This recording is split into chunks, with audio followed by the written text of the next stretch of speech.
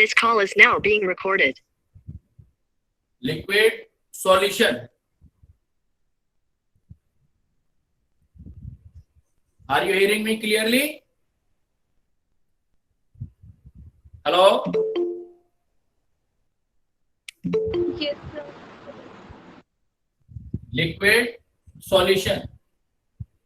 First of all, intro.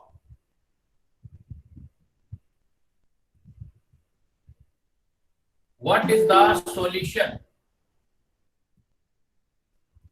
What is the solution? Solution, it is the homogeneous mixture. ध्यान देना इस point पे. It is the homogeneous mixture of two or more substances. Two or more substances. Solution हम किसको बोलते हैं? ये एक होमोजीनियस मिक्सचर होता है जिसमें दो या दो से ज्यादा सब्सटेंसेस होने चाहिए. सब्सटेंसेस का मतलब एलिमेंट या कंपाउंड कुछ भी हो सकता है. इसका मतलब सॉल्यूशन कभी भी जो है वो कंपाउंड नहीं हो सकता. Solution can not be considered as a compound. It is the homogeneous mixture. तो solution is the homogeneous mixture of two or more substances. और एटलीस्ट इसके अंदर टू और मोर सब्सटेंसेस है. तो फर्स्ट पॉइंट हमारे पास इसमें आता है कि इसमें जो वर्ड हम यूज कर रहे हैं वो यूज है, जो इंपॉर्टेंट थिंग्स है वो है homogeneity. Homogeneous mixture. Homogeneous mixture. Homogeneous mixture का मीनिंग क्या है? इसका मतलब होता है one uniform phase. One uniform phase.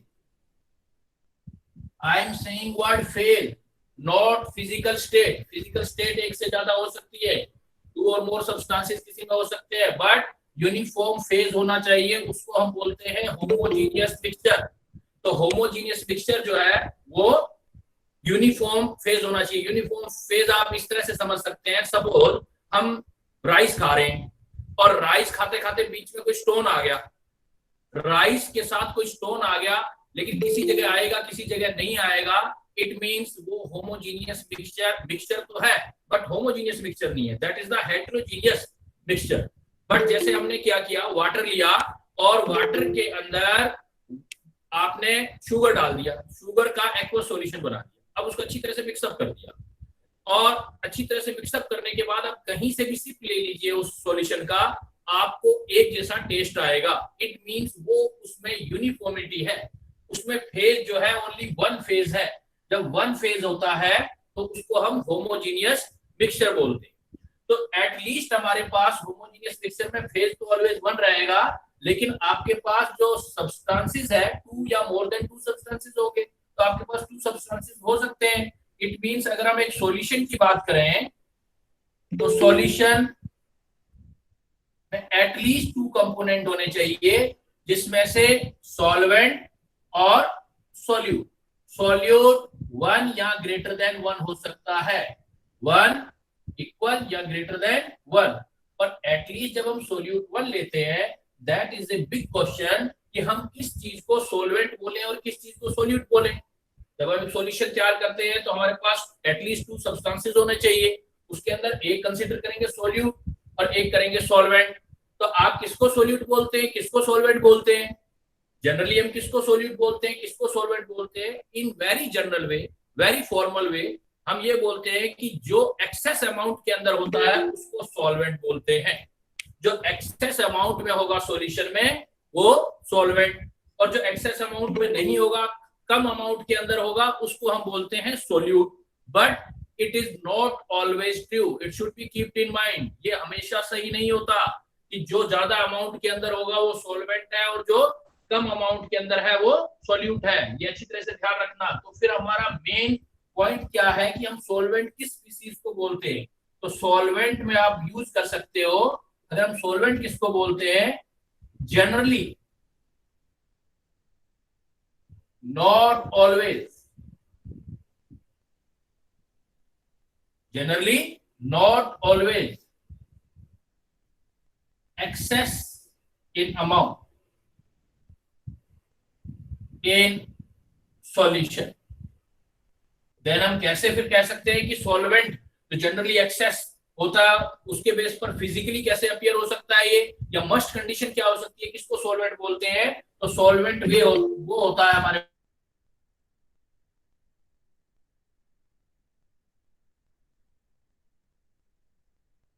Solution बन जाएगा, सॉल्यूशन प्रिपेयर हो जाएगा, सॉल्यूशन कंप्लीट हो जाएगा।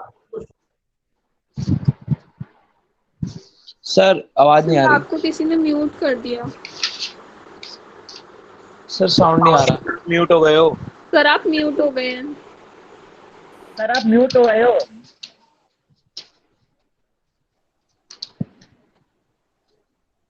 सर किसी ने आपको म्यूट कर दिया। सर म्यूट हो गया।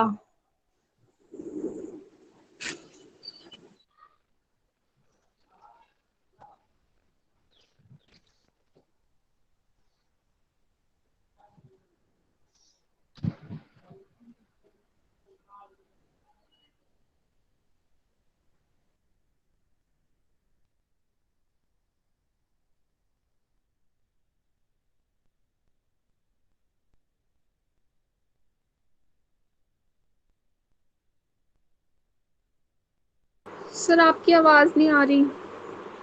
Hello sir. Excuse me sir. हाँ करीबा, रुको रुको रुको, मैं कॉल कर रहा हूँ सबको, रुको 2 मिनट रुको।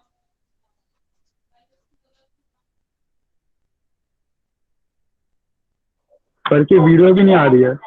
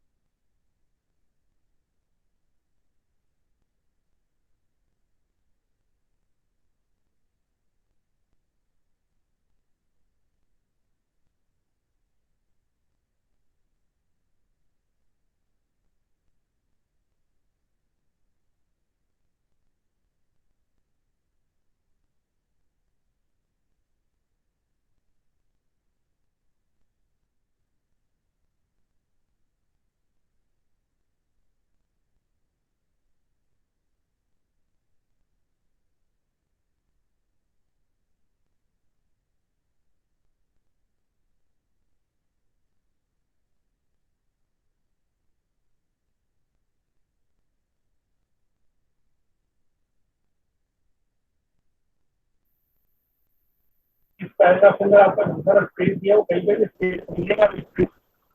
आप नोटपैड में जो लिखते वक्त आप 4-5 टाइम्स वाला स्पेस दे रहे हो, जैसे यहाँ स्पेस आ रहा है, वो स्पेस आप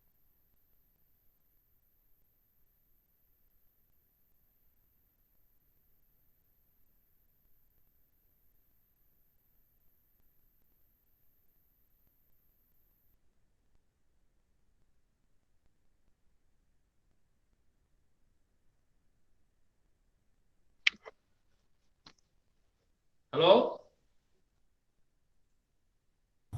हेलो सर। हाँ सर क्लियर है अब। सर दिख रहा है सर। हाँ ऑडिबल, म्यूट हो गया था आपका। हाँ लास्ट हुआ था, बच्चा बोलेगा एनीवन?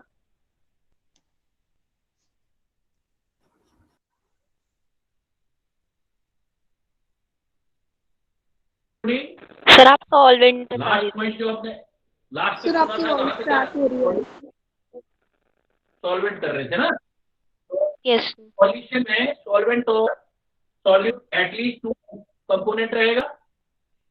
सॉल्वेंट जनरली हम किसको बोलते हैं? जनरली जो एक्सेस में होता है उसको सॉल्वेंट बोलते हैं, नॉट नेसेसरी।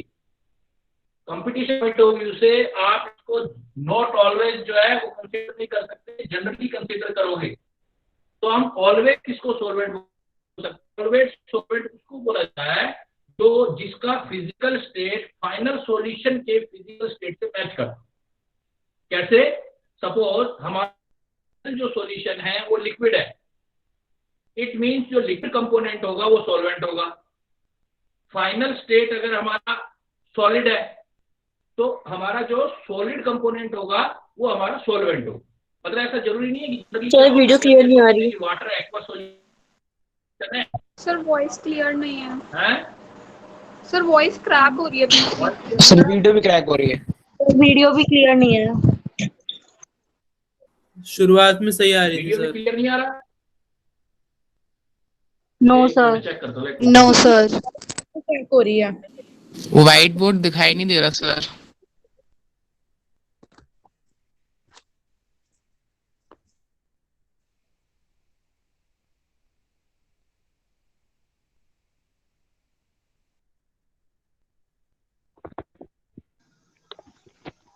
तो नेट का इशू है, नेट का। स्टार्टिंग में ठीक थी। हाँ ओके ओके। अब ठीक है। अब ठीक है? Yes sir. अब ठीक आ रहा है बच्चों? वॉइस ठीक आ रहा है? हाँ यस सर ठीक है, अब सर ठीक है वॉइस सर। सही है। हाँ, ठीक है। मैं कंटिन्यू कर रहा हूँ, आ गया ना? तो देखो इसका मतलब सॉल्वेंट हम किसको बोलते हैं कि जिसका फिजिकल स्टेट, तो मस्ट क्या है? That component which physical state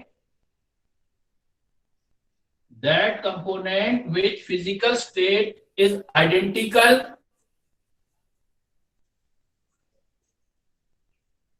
with that of solution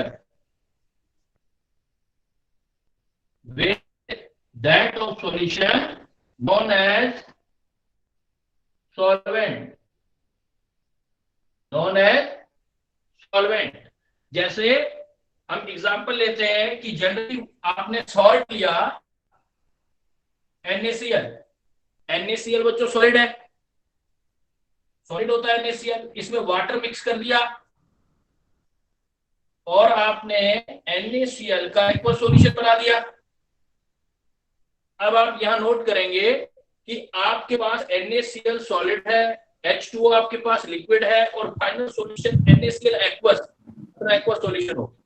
sir video clear नहीं है। जो सॉल्यूशन नहीं आ रहा। हाँ सर मुझे वाटर भी जो होगा वो सॉल्वेंट कंसीडर हो। सर वॉइस भी बहुत बिल्कुल भी क्लियर। सर वीडियो क्लियर नहीं आ रही। वीडियो क्लियर नहीं आ? No sir. लेकिन तो कुछ नहीं किया, उसी फोकस पे रखा हुआ है।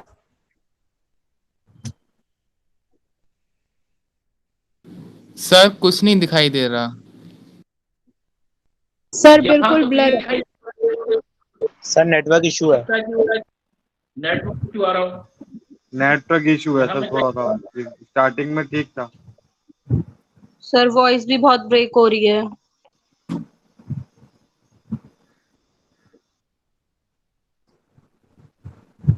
अभी नहीं दिखाई दे रहा कुछ भी? No sir. No sir. Amit sir सुन रहे हैं आप मुझे? हाँ जी सर। अमित सर हाँ सर, एक्चुअली ना स्टार्टिंग में क्लियर था, मे बी नेटवर्क का इशू है कुछ। क्योंकि यहाँ से जहाँ फोकस किया था ना हम लोगों ने, हाँ हाँ हाँ। वहां से मुझे सारा बोर्ड और सारा दिखाई दे रहा है।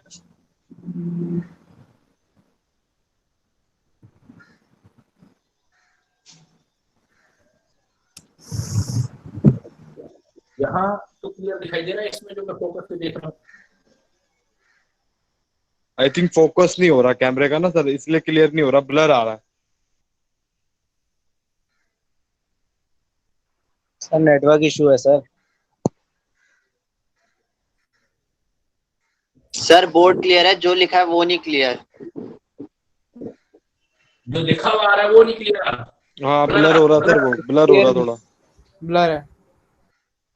सर आपकी वॉइस भी क्रैक हो रही है। कट कट के आ रही है सर वॉइस। वॉइस भी कट कट के आ रहा है। जी सर। एक देखते हैं कुछ।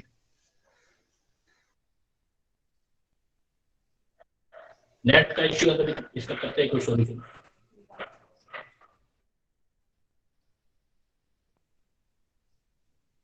अमित सर, हाँ जी सर। मैं देख रहा हूँ इसमें इसको सपोर्ट दे और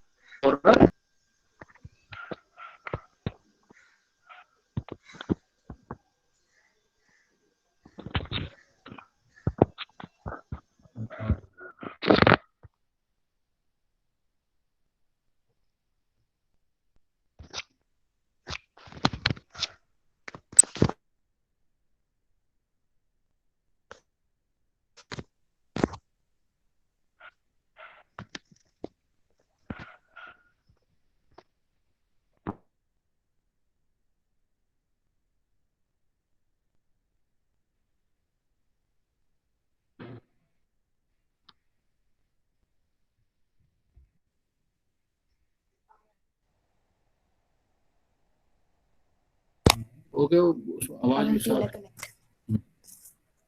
दोबारा सेट करो।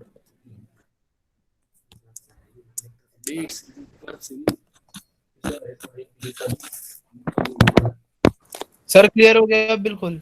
यस सर हो गया। क्लियर है सर।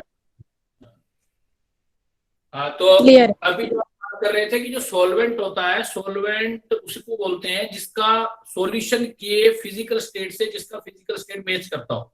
जैसे ये देखो, जैसे हमारे पास ये NaCl सॉलिड है, NaCl सॉलिड है, H2O लिक्विड है। इन दोनों का सॉल्यूशन बनाएंगे तो NaCl एक्वा सॉल्यूशन बनेगा। तो NaCl जो एक्वा सॉल्यूशन है, जो फाइनल सॉल्यूशन है वो लिक्विड है। तो इट मींस इसके अंदर H2O जो लिक्विड होगा वो सॉल्वेंट का काम करेगा। यहाँ पर वाटर जो है, वाटर एक्ट है solvent. But you can see another example, copper sulphate. Copper sulphate CuSO4 anhydrous copper sulphate solid होता है, कलरलेस होता है। इसमें वाटर ऐड कर देते हैं, H2O लिक्विड होता है। दोनों को मिक्स कर देते हैं तो हमारे पास बन जाता है ब्लू विट्रोल CuSO4.5H2O। ये हमारे पास सॉलिड होता है। तो इस केस में आप देखेंगे कि वाटर जो है वो सॉल्वेंट नहीं है। उसका रीजन क्या देखेंगे, क्यों नहीं है रीजन? H2O, बिकॉज फाइनल जो कॉपर सल्फेट .5H2O है, जो हमारा ब्लू विट्रोल बना है, वो सॉलिड है। तो सॉल्यूशन की फिजिकल स्टेट सॉलिड है। तो यहां पर जो अब इन दोनों कंपोनेंट में जो सॉलिड होगा वो हमारा सॉल्वेंट का काम करेगा। तो यहां पर कॉपर सल्फेट सॉल्वेंट का काम कर रहा है। क्लियर सॉल्वेंट का डेफिनेशन? अब बच्चों क्लियर है सॉल्वेंट का क्या वो बोलेंगे definition? Yes sir. Yes sir. Solvent किसको बोलते हैं? सॉल्वेंट उस कंपोनेंट को बोलते हैं, ऑलवेज के लिए अगर बात करेंगे, एक्सेस वाला जनरली होता है बट ऑलवेज नहीं। अगर ऑलवेज हम तब बोलेंगे जब जिसका फिजिकल स्टेट फाइनल सॉल्यूशन के फिजिकल स्टेट से मैच करता है, उसको हम उसका सॉल्वेंट बोलते। नोट करना चाहेंगे आप इसको? मैं कुछ टाइम दे रहा हूं, नोट कर लें।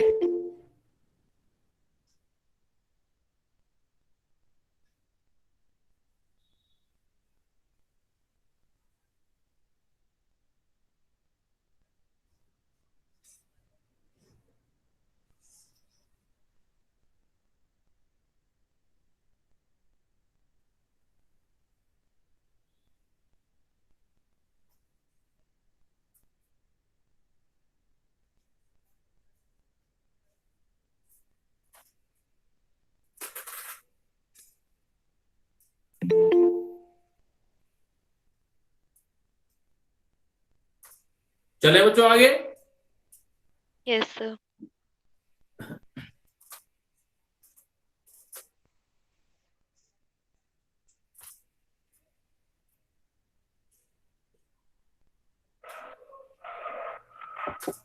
तो बच्चों हमारे पास मेन पॉइंट 2 निकल के आगे। एक हम ये बोल सकते हैं कि एक्सेस या excessive component not always consider as solvent. Excessive component not always considered as solvent. और सेकेंड नॉट इंपोर्टेंट निकल के आया,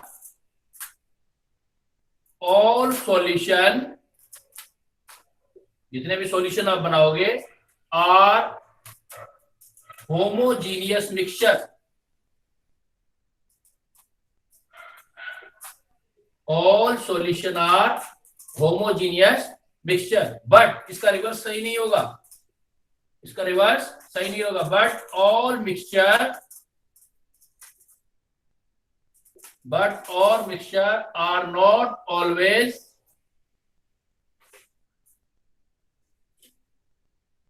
सॉल्यूशन. जितना भी सॉल्यूशन है वो होमोजीनियस मिक्सचर है, लेकिन जितने मिक्सचर है उसको सॉल्यूशन नहीं कह सकते. जैसे एग्जांपल अभी आपने देखा, एग्जांपल जैसे राइस प्लस स्टोन. राइस में कुछ स्टोन आ गए, राइस प्लस स्टोन, तो ये आपका सॉल्यूशन नहीं है, बिकॉज होमोजीनियस मिक्सचर नहीं है, इसलिए सॉल्यूशन नहीं होगा, बट मिक्सचर कंसीडर होगा. तो ये सारा हटा दे बच्चों, नीचे वाला नोट कर लिया आप सभी ने. Are you hear me? Yes, sir. Yes, sir.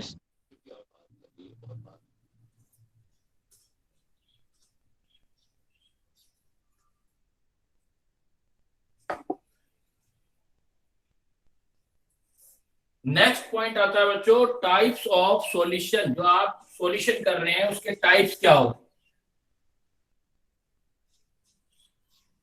Types of solution. Types of solution होते हैं फिजिकल स्टेट के बेस पर, on the basis of physical state. Physical state अभी कंसीडर किया था आपने, फिजिकल स्टेट. फाइनल सॉल्यूशन की फिजिकल स्टेट क्या है, उसके बेस पर आप इसको 3 टाइप में डिवाइड कर सकते हैं. आप बोल सकते हैं सॉलिड सॉल्यूशन, मतलब फाइनल सॉल्यूशन का फिजिकल स्टेट सॉलिड होना चाहिए. Solid solution, gaseous solution, gaseous solution, and third one liquid solution. Liquid solution is the most important and our chapter is based upon liquid solution. हमारा जो chapter चलेगा mainly liquid solution, final solution जो liquid होगा उस पर depend करेगा. अब ये सॉलिड सॉल्यूशन है, इसमें सॉल्यूट और सॉल्वेंट के बेस पर आप डिसाइड करोगे. अब देखो सॉल्यूशन सॉलिड है तो सॉल्वेंट सॉलिड होगा. सॉल्वेंट और सॉल्यूट का कंसिडरेशन करेंगे तो सॉल्वेंट तो आपका सॉलिड होगा, लेकिन उसके साथ फ्री कॉम्बिनेशन हो सकते हैं. सॉलिड के साथ सॉल्यूट गैस भी हो सकता है, लिक्विड भी हो सकता है, एंड सॉलिड भी हो सकता है. सॉल्वेंट आपका सॉलिड रहेगा, उस सॉल्वेंट के साथ सॉल्यूट आपका गैस, लिक्विड, सॉलिड. कुछ ऐसा एग्जांपल थोड़ा कंसीडर करो, कुछ एग्जांपल सोचो कि भाई जो गैस है, गैस और सॉलिड का होमोजीनियस मिक्सचर देखना है आपने. गैस एंड सॉलिड का सॉलिड सॉल्यूशन होना चाहिए. तो एग्जांपल्स अगर आप इसमें देखेंगे गैस सॉलिड का, जैसे आप हाइड्रोजनेशन ऑफ एल्कीन करते हो पैलेडियम या निकिल की प्रेजेंस में, तो पैलेडियम कैटलिस्ट होता है, हाइड्रोजन गैस लेते हो तो ये गैस और पैलेडियम जो है सॉलिड, तो गैस और सॉलिड का सॉलिड सॉल्यूशन होगा. Liquid plus solid, solid solution, लेकिन उसमें लिक्विड सॉल्यूट होना चाहिए. Can you tell me the example of this case? Yes, बहुत बार सुना हुआ है आपने ये केस कि जिसके अंदर सॉल्यूट आपका लिक्विड है बट सॉल्वेंट सॉलिड है. तो ये sodium amalgam, sodium amalgam. Mercury जो होता है वो लिक्विड होता है, मरकरी लिक्विड है, और सोडियम मेटल है, सोडियम सॉलिड है. तो sodium amalgam is the example of solid liquid in solid, मतलब solid solution में जिसमें solute liquid है. solid and solid, इसका एग्जांपल काफी फेमिलियर एग्जांपल है, सॉलिड सॉलिड का कोई भी Sir, CU with yes Sir, CU with AU. CO with Sir, CU with AU. Good fine. कोई भी एलॉयज दे सकते हो आप, कोई भी एलॉय, जैसे ब्रॉस ब्रॉन, जैसे ब्रास ब्रॉन एलॉय, कोई भी हम जो एलॉयज कर सकते हैं वो किसका एग्जांपल होगा, सॉलिड प्लस सॉलिड, मतलब सॉलिड सॉल्यूशन का। इसको आप याद रखने के लिए कुछ जैसे इनऑर्गेनिक आगे आएगी तो कंसीडर आप करेंगे कई चीजें, तो यह याद रखने के लिए देख सकते हो कि ब्रास और ब्रॉन दोनों ही कॉपर के एलॉयज हैं। बट इसमें ध्यान रखना, याद करने का ट्रिक दे रहा हूं एक, यहाँ लास्ट में S है और यहाँ लास्ट में Z है ब्रॉन्ज में, तो Z इसके साथ आएगा ऊपर वाले के साथ, S इसके साथ आएगा, तो कॉपर Z ऊपर चला जाएगा, कॉपर प्लस जिंक इसका एग्जांपल हो ब्रास, और ब्रॉन्ज Z आ रहा है तो Z ऊपर गया, S यहाँ आ रहा है तो इसके साथ SN टिन, तो कॉपर और टिन एग्जांपल जो होगा वो ब्रॉन्ज का होगा और ये ब्रास का होगा। तो that is the example of solid solution जिसमें सॉल्यूट डिफरेंट टाइप के हो सकते हैं।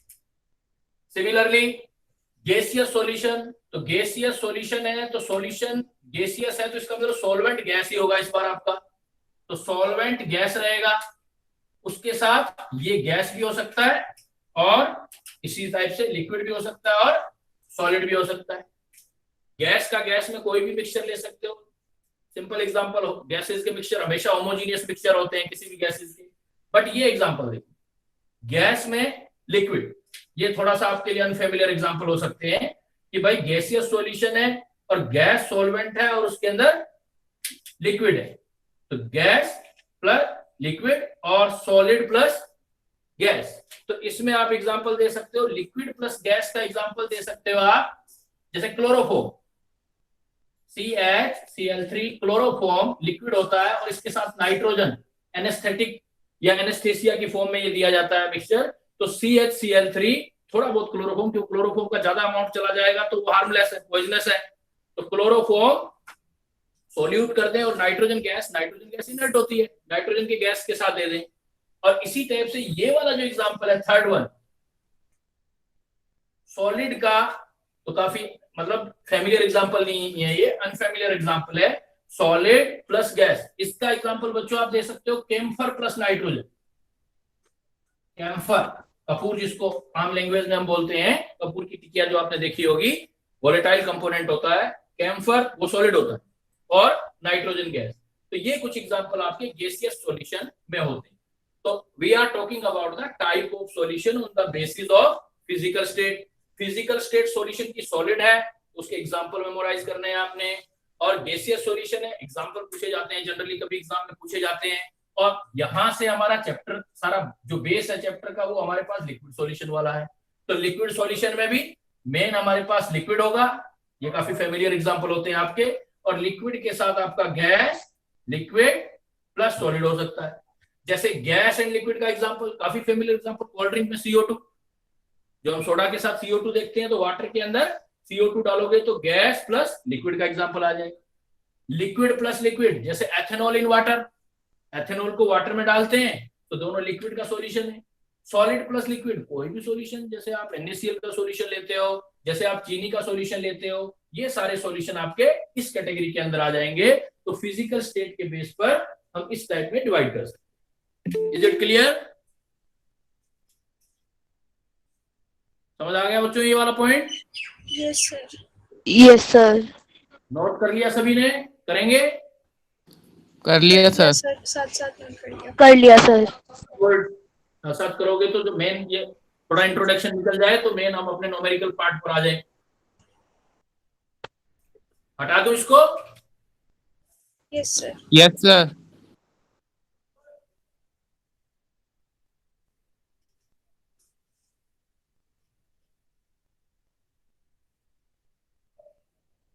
नेक्स्ट देखो स्टूडेंट कि ये हम जो अब चैप्टर स्टार्ट कर रहे हैं वो स्टार्ट करने जा रहे हैं लिक्विड सॉल्यूशन।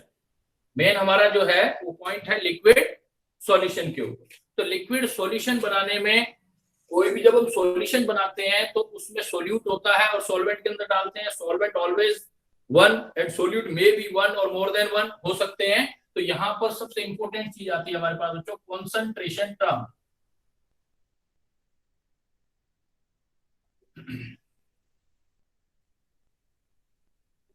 कॉन्सेंट्रेशन टर्म, ये कॉन्सेंट्रेशन टर्म्स जो है थोड़ा 11th का पार्ट है, कुछ मैं आपको समराइज कराऊंगा, कुछ चीजें थोड़ा हम उसके लिए वार्म अप हो जाते हैं पुराने वाले पॉइंट के लिए।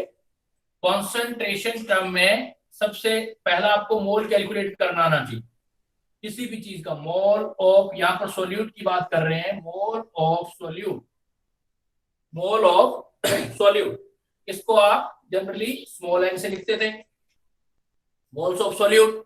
अब मोल्स ऑफ सोल्यूट के जितने फार्मूले हो सकते हैं मैं एक बार आपके रिमाइंडर में डाल देता हूं, एक बार एक साथ कर लो सारे ये, क्योंकि फर्स्ट चैप्टर फिजिकल केमिस्ट्री का है, हर एक चैप्टर में इसका यूज आएगा हमारे पास। तो moles of solute, number of moles, number one number से निकाल सकते हो आप, given number divided by Avogadro number, given number divided by Avogadro number. Number two, weight से कैलकुलेट कर सकते हो, वेट ग्राम में यूज करेंगे, वेट डिवाइडेड बाय वापिस एन यही वाला Avogadro number into weight of one species, जो भी स्पीसीज ले रहे हो। It is very important, very indispensable. मैंने देखो यहां लिखा है weight, given weight divided by Na into weight of one species, weight of one species. अब यहां पर थोड़ा क्लियर कर लेते हैं हम, क्योंकि हम तो ऐसा पढ़ते हैं कई सारी जगह पे, given weight divided bye molecular weight. वो जो मोलिकुलर वेट या एटॉमिक वेट वर्ड यूज किया जाता है वो स्पेशली सिर्फ एटम या मोलिक्यूल के लिए। अब ये वर्सेटाइल फार्मूला हो गया, ये हम किसी के लिए भी अप्लाई कर सकते हैं, weight upon Avogadro number into weight of one species. मतलब इस बात को अगर आप सोचोगे यहां तक, तो weight of one species suppose x gram, Na मतलब one mole species, Avogadro number, तो टोटल वेट हो गया weight of one mole species. तो आप ये लिख सकते हो weight, given weight divided by weight of one mole, जो भी आपको स्पीसीज दिया गया। और आपने 11th क्लास में स्टडी किया होगा कि अगर हमारे पास 4 एटम है, 4 एटम, अगर हमारे पास एटम है तो एटम का wait of one mole atom, wait of one mole atom को ही एटॉमिक वेट इन ग्राम बोलते हैं, एटॉमिक वेट ग्राम में जो यूनिट करते हैं। या हमारे पास मॉलिक्यूल हो, 4 मॉलिक्यूल,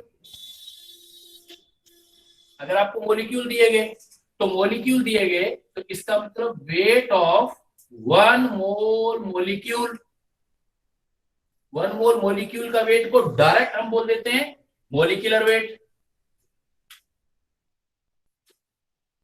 इट मींस इस फार्मूले को अगर मैं लिख दूं wait divided bye atomic weight या मॉलिक्यूलर वेट, एटॉमिक वेट या मॉलिक्यूलर वेट को डायरेक्ट आप ये बोल दो, ज्यादा बेटर है। फार्मूला वेट होगा तो फार्मूले का ही वेट होगा वो, फार्मूला वेट जिसको हम m डैश से नोट कर लेते हैं।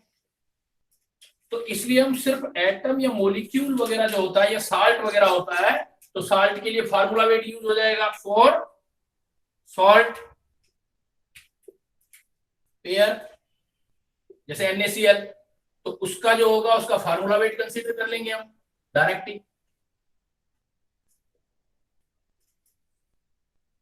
तो यू कैन राइट इन सच ए वे कि अगर आपको वेट से कैलकुलेट करना है तो नंबर ऑफ मोल्स जब भी वेट से कैलकुलेट करने हैं तो वेट ग्राम में है तो डिवाइडेड बाय डायरेक्ट लिख सकते हो फार्मूला वेट। एक्चुअली जो फार्मूला वेट होगा वो वही होगा wait of one mole species. फिर आप ये सोच रहे होंगे कि सर जब डायरेक्ट एक सिंपल सा फार्मूला है तो हम ये क्यों कर रहे हैं, बिकॉज अगर क्वेश्चन बच्चों एटम या मॉलिक्यूल पर कंसीडरेशन पर आ गया देन ओके आप कर लोगे एटम या मॉलिक्यूल के लिए। बट अगर उसने बोल दिया कि इलेक्ट्रॉन के मोल निकालो, प्रोटॉन के मोल निकालो, मोल की कैलकुलेशन है किसी का भी निकाला जा सकता है, तो तब हमारे पास ये वाला केस आ जाएगा। फिर जैसे एज एग्जांपल मुझे निकालने हैं मोल ऑफ इलेक्ट्रॉन, तो मोल ऑफ इलेक्ट्रॉन वेट से निकालूंगा तो वेट अपॉन एटॉमिक वेट या मॉलिक्यूलर वेट तो लिख नहीं सकते हम। Atomic weight is used for the atoms and molecular weight is used for the molecules. Then what is for electron, proton, neutron?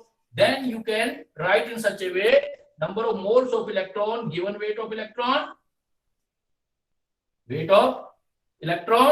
Divided by Avogadro number into weight of 1 electron, और 1 electron का wait हम जानते हैं। तो electron, proton, neutron के case आ जाएंगे तब मोल निकालने में आपको इसका रिक्वायरमेंट।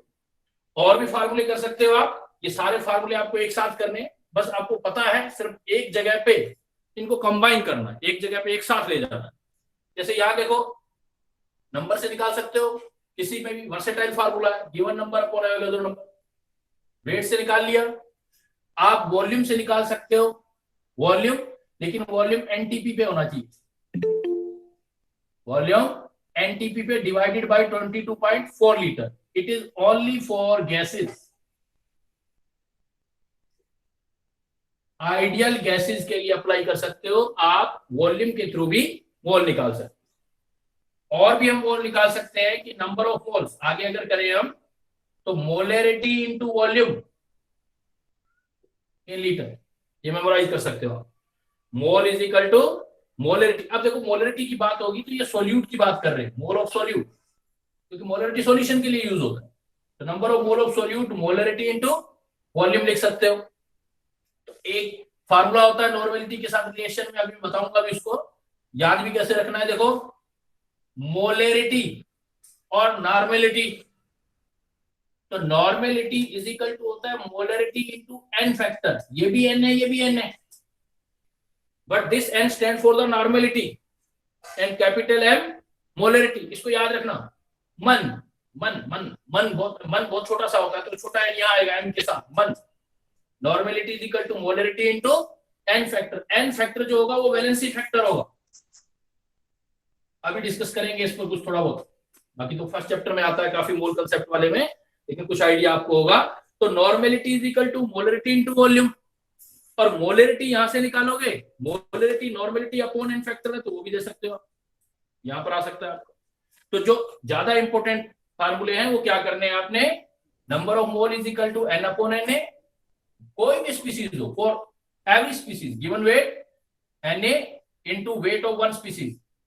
अगर आपके पास एटम या मॉलिक्यूल डायरेक्ट लगा दो, weight upon formula weight, atom है तो एटॉमिक वेट, मॉलिक्यूल है तो मॉलिक्यूलर वेट, गैसेस है तो गिवन वॉल्यूम अपॉन 22.4।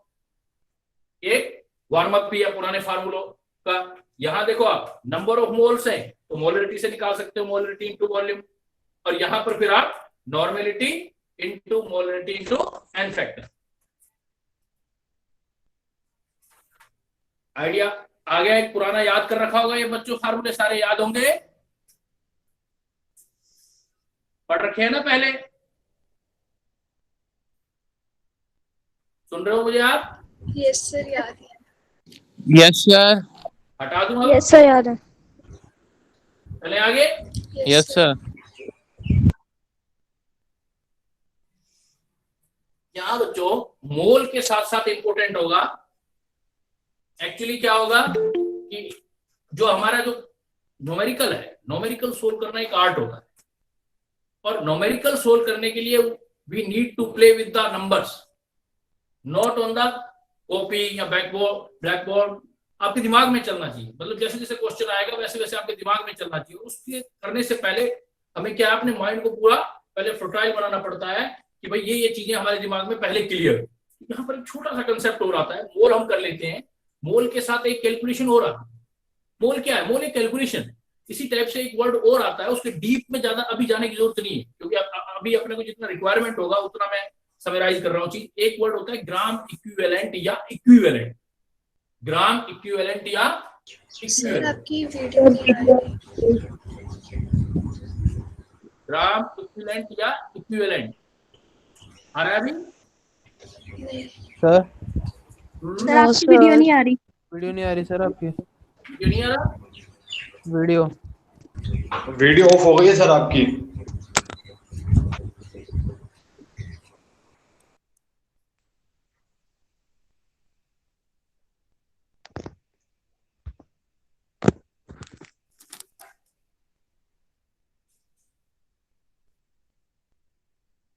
अभी आ रहा है?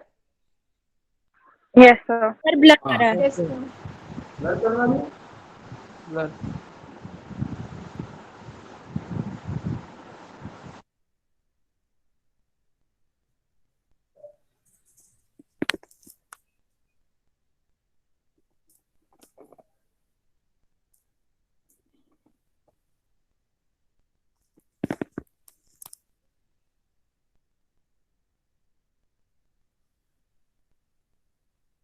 अभी है क्लियर?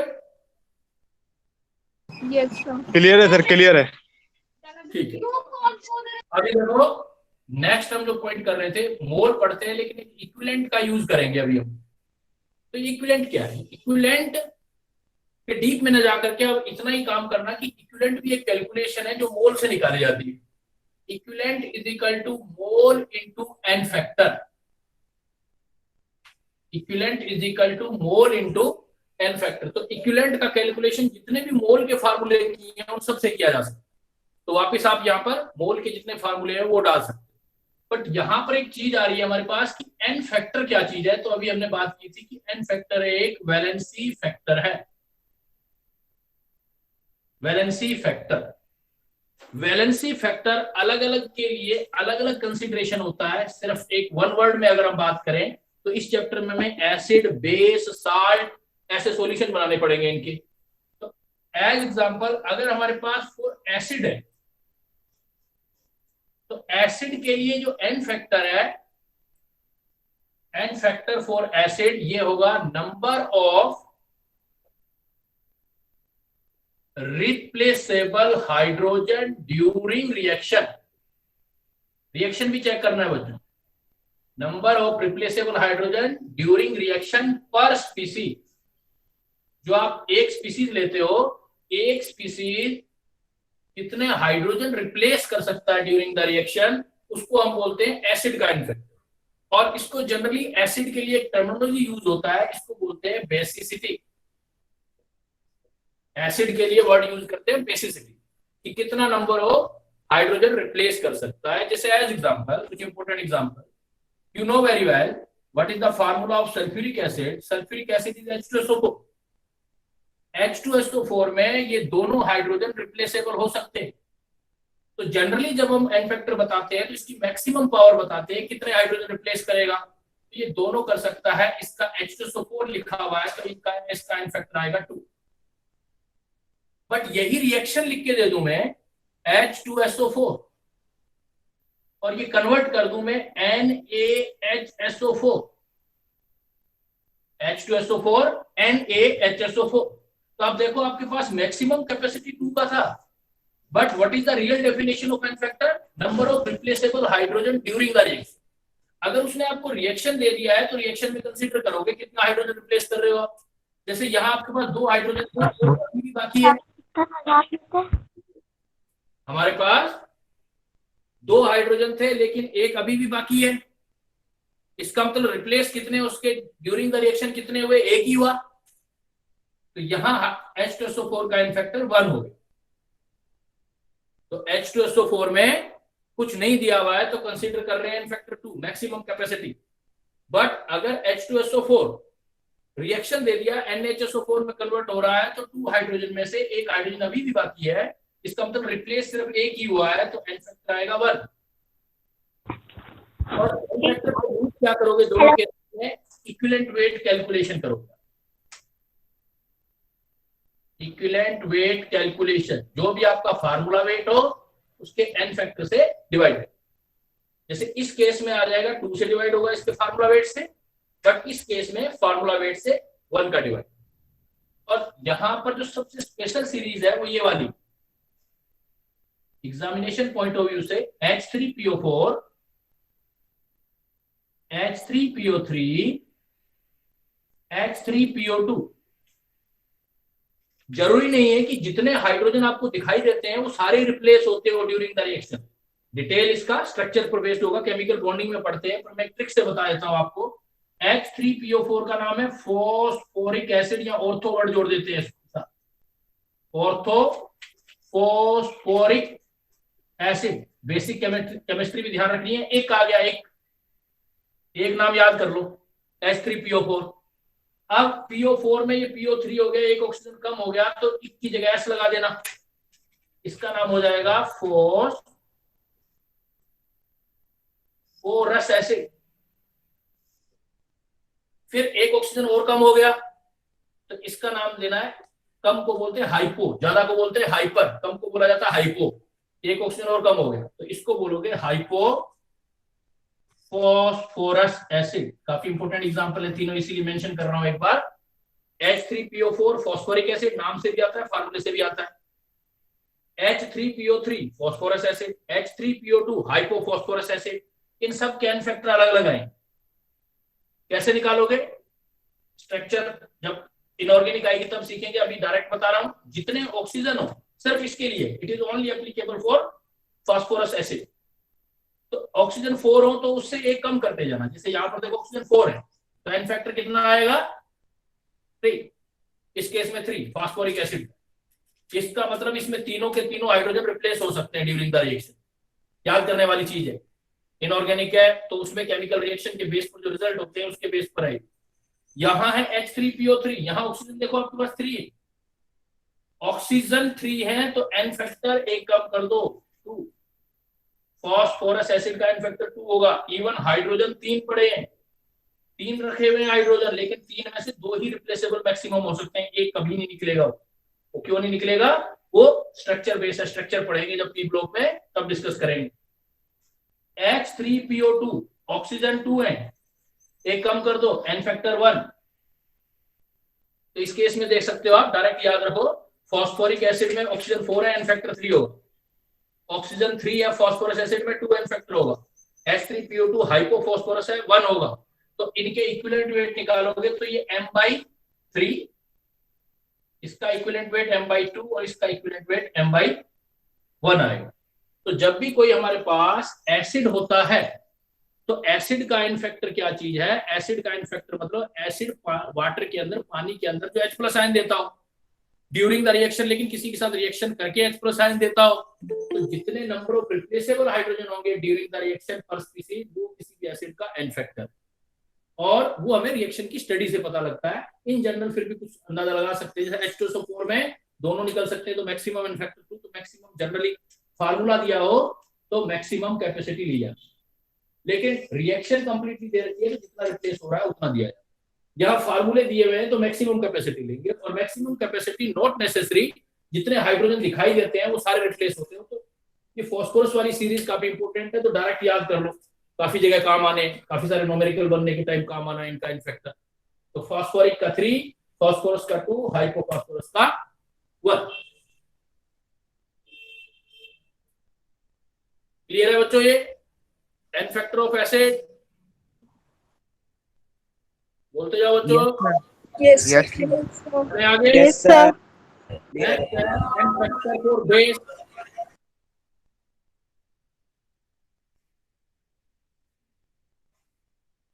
नेक्स्ट देखो बच्चों, फिर एन फैक्टर फॉर बेस। तो सिमिलर उसी वे में यहां पर बस फर्क कितना होगा? Number of replaceable OH during reaction. Reaction के टाइम कितना OH रिप्लेस होता है उसको बेस का एन फैक्टर बोलेंगे, and that is known as acidity of base. Base के लिए एसिडिटी वर्ड यूज होता है और एसिड के लिए बेसिसिटी वर्ड यूज। सिंपली अगर मैं आपको ये रिएक्शन लिख देता हूं MgOH ट्वाइस, एक सपोज बच्चों ये एग्जांपल देखिए MgOH ट्वाइस, और एक में लिख देता हूं MgOH twice is converted into MgOHCl. Let's see the difference in both cases. In this case MgOH twice direct formula दिया हुआ, डायरेक्ट फार्मूला है तो आप n factor maximum capacity direct बताओगे, दोनों OH रिप्लेस हो सकते हैं एन फैक्टर 2। लेकिन यहाँ MgOH ट्वाइस, OH 2 थे, एक OH अभी बाकी है, रिमेनिंग है, इसको लीव करके नहीं गया है, तो लीव एक नहीं किया है, तो यहाँ पर एन फैक्टर 1 है। तो यहाँ पर बस फर्क इतना है कि number of replaceable OH during the reaction. एक आप यूज कर सकते हो फॉर साल्ट। साल्ट के केसेस में अगर आपको एन फैक्टर निकालना है तो ये होगा आइदर टाइप ऑफ चार्ज पर स्पीसीज। जो आप स्पीसीज यूज करोगे उस पर स्पीसीज में चाहे तो पॉजिटिव चार्ज ले लो चाहे negative charge. You know salt है तो कैटायन एनायन से बना होगा, जितना पॉजिटिव चार्ज होगा उतना नेगेटिव होगा। तो कोई भी एक टाइप का चार्ज नोट कर लो पर स्पीसीज, वो आपका सॉल्ट हो जाए। जैसे देखो NaCl, इस फार्मूले में NaCl, एक Na का चार्ज +1, एक Cl का चार्ज -1, या तो पॉजिटिव चार्ज लो या नेगेटिव चार्ज लो। तो Na का चार्ज +1 है, सो n factor is 1। MgCl2 called MgCl2, देखो एक मैग्नीशियम का चार्ज +2, एक क्लोरीन का चार्ज 1, लेकिन 2 क्लोरीन है तो -1 × 2, इसका भी -2। तो पर स्पीसीज या तो आइदर टाइप ऑफ चार्ज, या तो पॉजिटिव चार्ज या नेगेटिव, Mg, तो n फैक्टर हो गया 2। एल्यूमिनियम सल्फेट Al2SO4 थ्राइस, किसी भी एक से निकालो, जब आप मैक्सिमम कैपेसिटी पे चले जाते हो तो डायरेक्ट निकालो। Al2SO4 थ्राइस, देखो एल्यूमिनियम का चार्ज पता है आपको +3 होता है। 1 एल्यूमिनियम का, हमें तो 1 स्पीसीज इसका लेना है, पूरे सॉल्ट का 1 स्पीसीज है। 1 स्पीसीज का एल्यूमिनियम 2 है, 1 एल्यूमिनियम का चार्ज 3 है, तो 2 एल्यूमिनियम का चार्ज 6 हो जाएगा। या आप इससे भी सोल्व कर सकते हो सल्फेट से, एक सल्फेट का चार्ज -2 होता है, पर स्पीसीज में 3 सल्फेट है, 3 + 6, इसी से भी निकाल लो 6 हो जाए। तो इन जनरल आपको ऐसे करके कभी दे दे AXBY, अगर ऐसा दे दे और x और y डिफरेंट है, सेम नहीं, इनकी वैल्यू डिफरेंट है, x and y different, then आप डायरेक्ट यूज कर सकते हो x × y। ये फार्मूला इसके लिए एप्लीकेबल नहीं कर सकते, बट यहां कर सकते हो। देखो यहां भी कर सकते हो, देखो यहां पर x की वैल्यू 1, y की वैल्यू 2, तो 1 × 2 2, x की वैल्यू 2, y की वैल्यू 3, 2 × 3 x × y 6। बट अगर x और y का वैल्यू सेम हो तब नहीं कर सकते। सपोज जैसे आपने लिख दिया बेरियम सल्फेट,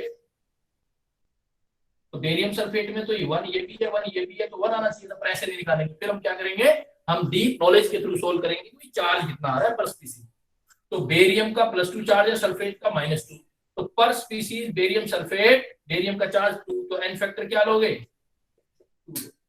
तो साल्ट के केसेस में अगर ये दोनों कोएफिशिएंट डिफरेंस शो करते हैं, then you can take the product of x and y। But if valency of both ion are same, then कभी सही भी हो सकता है, गलत भी हो सकता है। तो जरूरी चीज क्या है, जो समझने वाली चीज है वो क्या है, वो आपका ये है कि ये वाला जो पॉइंट लिखा है मैंने, आइदर टाइप ऑफ चार्ज पर स्पीसीज। पर स्पीसीज में पॉजिटिव चार्ज कितना है या नेगेटिव चार्ज कितना, पर स्पीसीज या साल्ट की बात कर रहे हैं। ये पर स्पीसीज जो है सॉल्ट का पार्टिकल, एक आयन पेयर होना चाहिए, तो उसके अंदर हम देख सकते हैं। कर लोगे बच्चों? n फैक्टर में कोई प्रॉब्लम बना लोगे? No sir. n फैक्टर में कोई डाउट तो पूछना चाहता है, इसमें कोई पॉइंट नहीं क्लियर है तो मैं दोबारा रिपीट कर देता हूँ, काफी इंपॉर्टेंट है। सर सॉल्ट का n फैक्टर बता दीजिए एक बार। सुन लो बेटा, सॉल्ट का n फैक्टर क्या लिखा है मैंने, n factor for salt, salt का फार्मूला होगा कोई ना कोई, उस फार्मूले में पॉजिटिव और नेगेटिव चार्ज होंगे। या तो आप पॉजिटिव चार्ज की वैल्यू ले लो या नेगेटिव चार्ज की वैल्यू ले लो, वो हमेशा इक्वल होगी क्योंकि न्यूट्रल होगा पूरा मॉलिक्यूल। या तो पॉजिटिव चार्ज की वैल्यू ले लो या नेगेटिव चार्ज, कोई भी ले सकते हो, बात बराबर ही आएगी। तो वो उसका n फैक्टर, जैसे देखो दोबारा रिपीट कर रहा हूं, NaCl एक साल्ट है, एक NaCl एक Na पॉजिटिव और एक Cl नेगेटिव से बना हुआ है, क्लियर? तो Yes, sir. एक पॉजिटिव से बना हुआ है, Na का चार्ज कितना होता है, एक का 1, इसलिए n फैक्टर कितना आएगा 1 आएगा, क्लियर? Yes sir. देखो दूसरा साल्ट देखो मैंने लिखा है MgCl2, साल्ट के पार्टिकल का फार्मूला है MgCl2, तो Mg कैटायन है और Cl एनायन। देखो एक Mg का चार्ज कितना होता है +2, पर एक ही Mg है फार्मूले में, तो इसका मतलब 2 आ गया। Cl से भी कर सकते हो, एक Cl का चार्ज बहुत सिंपल है, मुश्किल नहीं है। देखो एक Cl का चार्ज कितना होता है -1, इस फार्मूले में तो 2 है ना, 1 यस सर। निकालो 2 हो जाएगा। थर्ड देखो मैंने क्या लिखा है, एल्यूमिनियम सल्फेट, क्या लिखा है एल्यूमिनियम सल्फेट। SO4 thrice. इधर देखो एक एल्यूमिनियम का चार्ज कितना 3, कितने एल्यूमिनियम है टोटल 2, तो एक एल्यूमिनियम का चार्ज या सल्फेट से निकाल लो। देखो एक सल्फेट आयन का चार्ज होता है 2, फार्मूले में 3 सल्फेट हैं, यस सर। पॉजिटिव चार्ज या नेगेटिव। बट एक चीज नोट करने वाली है यहाँ पर, कंप्यूटेशन पॉइंट ऑफ व्यू से ज्यादा इंपॉर्टेंट है, इसके लास्ट में उसको थोड़ा और कर देता हूँ डिटेल कि भाई ये तो बोर्ड लेवल पर, लेकिन यहाँ जाएंगे तो कंप्यूटेशन लेवल पर क्या है। कंप्यूटेशन लेवल में अगर ये वाली वैल्यू डिफरेंट है तो एन फैक्टर डायरेक्ट इसको इससे मल्टीप्लाई कर 2 into 3 6 ही आया, लेकिन दोनों सेम है। जैसे यहाँ देखो 1 into 1 1 आ गया, लेकिन जरूरी नहीं, जैसे सल्फेट है यहाँ भी 1 है, ये भी 1 है, तो 1 into 1 करते तो 1 आता, लेकिन एक्चुअली 1 नहीं हो। इसलिए मैंने बोला है कि जब x और y की वैल्यू सेम हो तो आप चार्ज कैलकुलेट किया करो, निकाला करो पर स्पीसीज कितना चार्ज। क्लियर? अब क्लियर है? Yes sir. एक एग्जांपल दूं, बताएंगे आप लोग, ट्राई करेंगे? Yes Here sir. we go. मैं आपको एग्जांपल दे रहा हूं, लेट मी ट्राई। जैसे मैंने आपको एक एग्जांपल दिया मोहर साल्ट, तो एक चैप्टर अच्छे से करने के लिए अपने को थोड़ा सा बेसिक्स की तरफ मूव करना पड़ रहा है। मोहर साल्ट, बच्चों मोहर साल्ट होता है FAS, इतना हेल्प मैं कर देता हूं। FAS मतलब फेरस का सल्फेट और अमोनियम का सल्फेट, तो फार्मूला हो जाएगा ferrous sulphate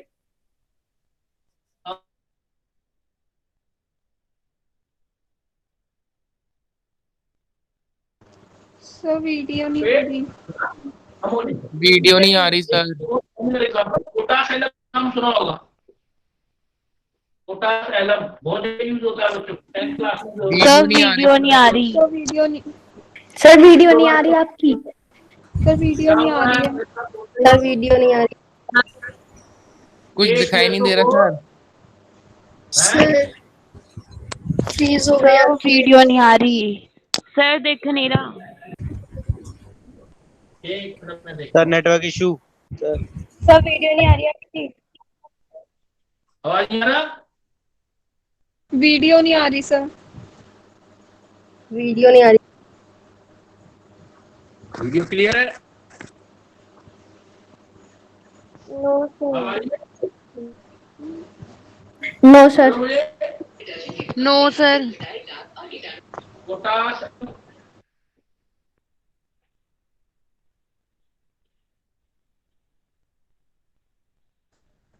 sir video freeze हो गई है आपकी। नहीं आ रही आवाज? नहीं सर। सर वीडियो ऑफ हो गई। दिखाई नहीं दे रहा सर। सुनाई नहीं दे रहा है? सर वीडियो ऑफ हो गई।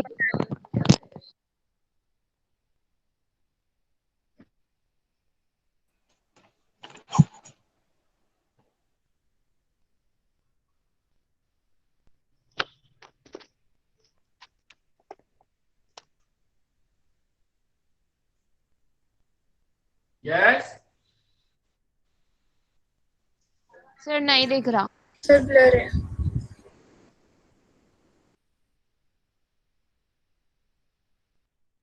दिख रहा है?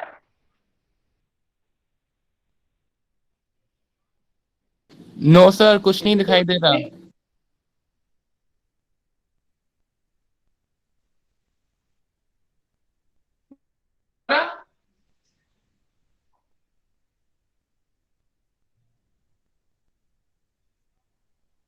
हेलो, ओके Yes, सर, हो सर, गया। आपकी तरफ दिख रहा है। क्लियर है सर। आ रही आवाज? देखो बच्चों, मैंने एक फार्मूला लिखा है पोटास एलम, फिटकरी होती है ना, फिटकरी जो, उसका पोटास एलम, पोटास मतलब पोटेशियम का सल्फेट, एलम मतलब एल्यूमिनियम का सल्फेट, K2SO4 Al2SO4 का होल थ्राइस डॉट 24H2, ये फार्मूला होता है। तो इसमें क्या मुझे एन फैक्टर बता सकते हो आप? बहुत इजी है, करके बताओ, कैलकुलेट करो 8 एन फैक्टर। 800 very good. 8 कैसे कैलकुलेट किया? सारा पॉजिटिव चार्ज लेकर 2 और 6। सल्फेट आयन तो आता है ना, एक सल्फेट आयन का कितना चार्ज होता है? 2। मैग्नीट्यूड लेना है, चार्ज नहीं लेना है। सल्फेट का -2 होता है ना। देखो ये सल्फेट टोटल 3 और 1 4 सल्फेट हो, टोटल 4।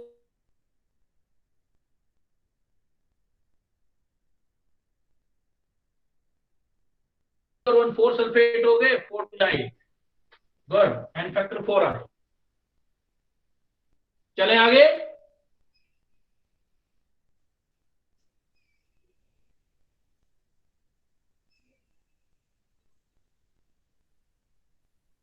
तो बच्चों देखो, हमने कुछ इक्विवेलेंट कंसेप्ट और कुछ मोल कंसेप्ट एन फैक्टर बीच में आया था, वो हमने देखा।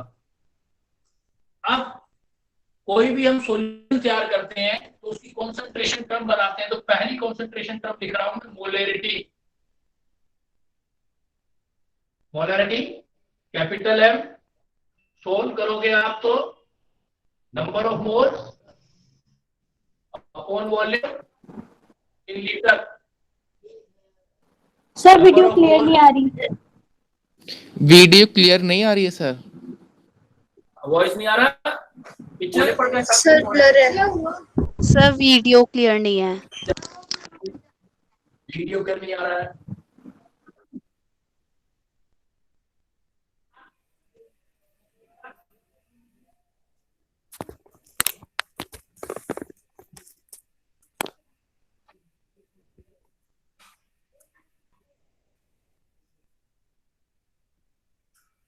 अब आ रहा है ओके सर, बेटा? हो गया। यस सर, ओके अब सर। क्या? देखो, molarity number of mole upon volume. तो मोलैरिटी जो होता है हमने पढ़ा है, number of mole per unit volume होता है, उसको मोलैरिटी बोलते हैं। तो इसको नंबर ऑफ मोल अभी किया, weight upon molar mass into volume into 1000 से करते हैं। अब पॉइंट ये आता है कि ये हमारे पास मोलैरिटी है। तो मोलैरिटी किसी ये जो मोल लिए जाते हैं ये सोल्यूट के हैं, और वॉल्यूम जो लिया जाता है वो सॉल्यूशन का लिया जाता है। यहां पर हम कुछ पॉइंट करेंगे। पहला पॉइंट ये है कि जनरली मोलैरिटी, अब देखना बच्चों ध्यान से देखना, फार्मूलों से प्रॉब्लम नहीं सोल्व होगी। प्रॉब्लम सोल्व होगी कि एक फार्मूले से आप कितने फार्मूले खुद बना सकते हो। जितना फार्मूलेशन खुद क्लियर कर लोगे उतना बड़ा इजी हो जाएगा। जैसे मैं कुछ एग्जांपल लेता हूं। मोलैरिटी, ये फार्मूला हमें याद है कि ये अगर मिलीलीटर में वॉल्यूम लिया तो 1000 लगा देंगे लीटर में कन्वर्ट करने के लिए। तो मोलैरिटी इज इक्वल टू आ गया, इसको अलग अलग लिख देते हैं अपने, weight M dash, formula weight 1000, जो ये वॉल्यूम है, वॉल्यूम को हम लिख सकते हैं वेट अपॉन डेंसिटी। तो ये सॉल्यूट का वेट और ये वेट सॉल्वेंट का इनटू डेंसिटी। सपोज ये ग्राम में, ये और ये ग्राम पर मिलीलीटर में, क्योंकि वॉल्यूम मिलीलीटर में था। अब इस चीज को अगर हम सोल्व करेंगे तो weight solute, weight solvent into 10⁻², रख दो इसको। 10⁻² का मतलब 100 हो गया। बाकी चीजें ले जाओ, डेंसिटी, मोलर मास इनटू 10। ये चीज आप नोट करेंगे किसी भी, ये हमारे पास जो है ये सॉल्यूशन है, टोटल हमारे पास सॉल्यूशन, सॉल्वेंट मतलब इसको वॉल्यूम सॉल्यूशन का था, तो सॉल्यूशन ये भी आ गया हमारे पास solution. Now observe this thing, weight of solute, weight of solution in 100, मतलब परसेंटेज निकाल रहे हो, तो परसेंटेज बाय वेट आ गए।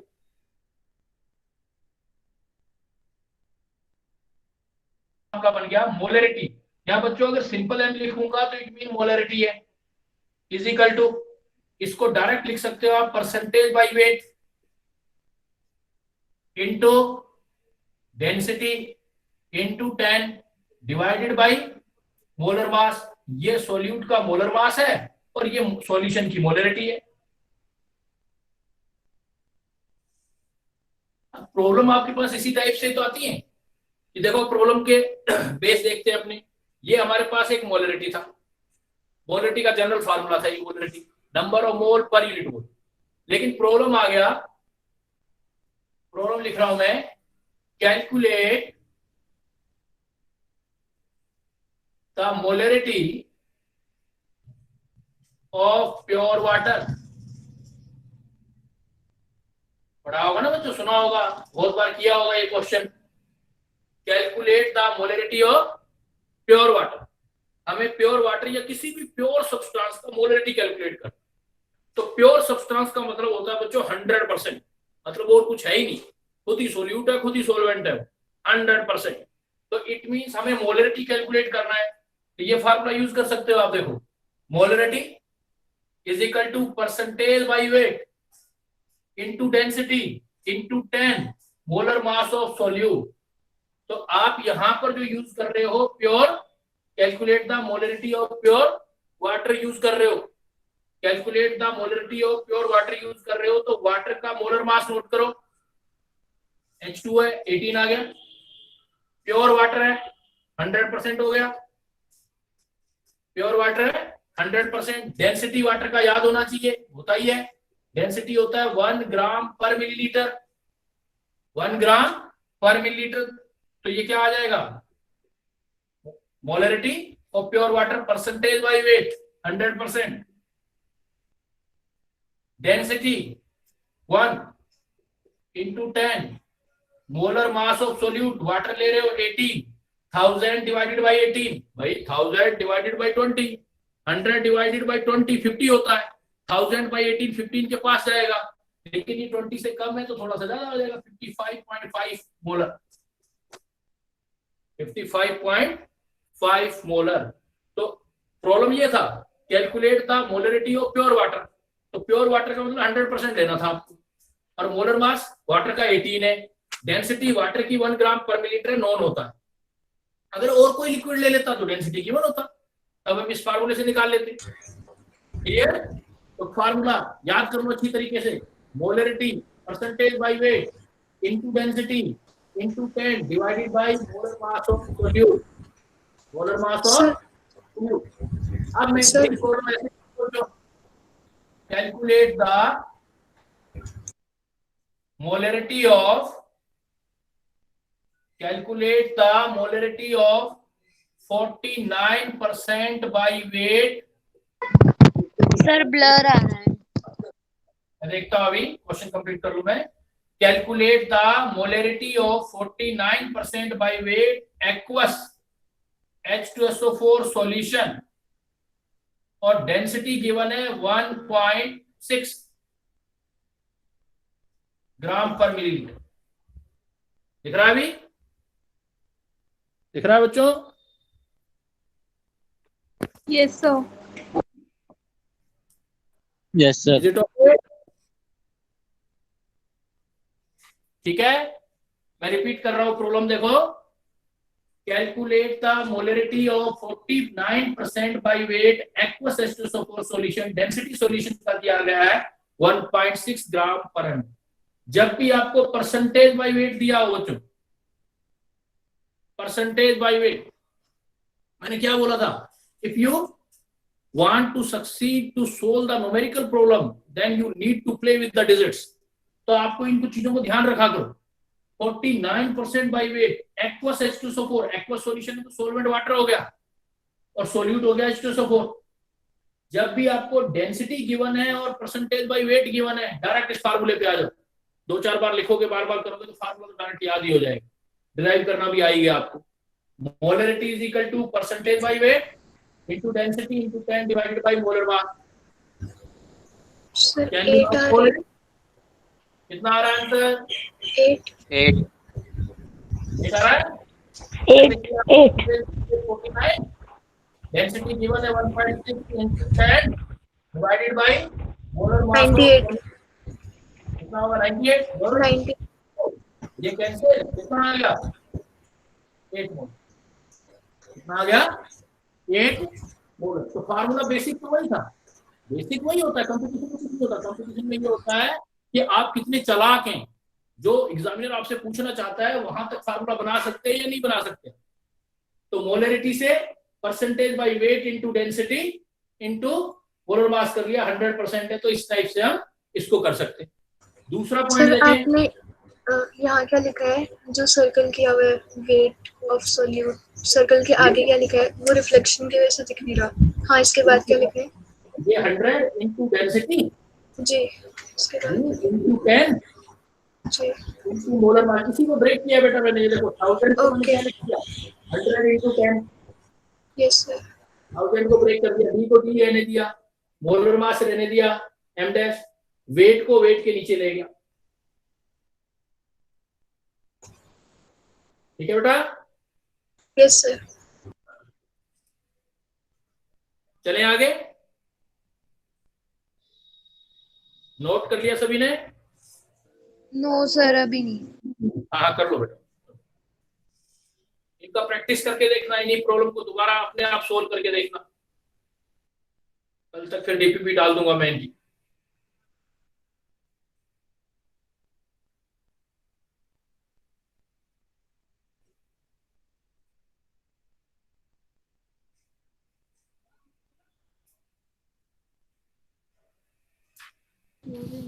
सर आपने ये 10⁻³ कहाँ से लाया है मोलरिटी के फॉर्मूले में? ये देखो इधर, अगर मैं वॉल्यूम लीटर में रखना होता है अपने को, मोलरिटी में वॉल्यूम लीटर में रखना होता है ना।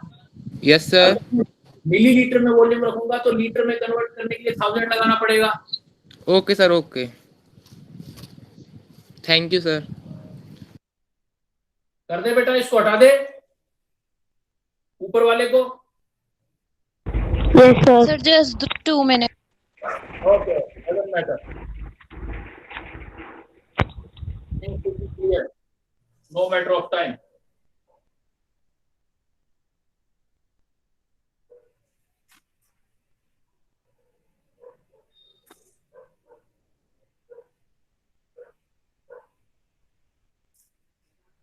Sir excuse me sir. कितने? सर सर एक Yeah. मिनट सर, मुझे वो पूछना था कि सर जो एक आपने मिनट। हाँ बोलो।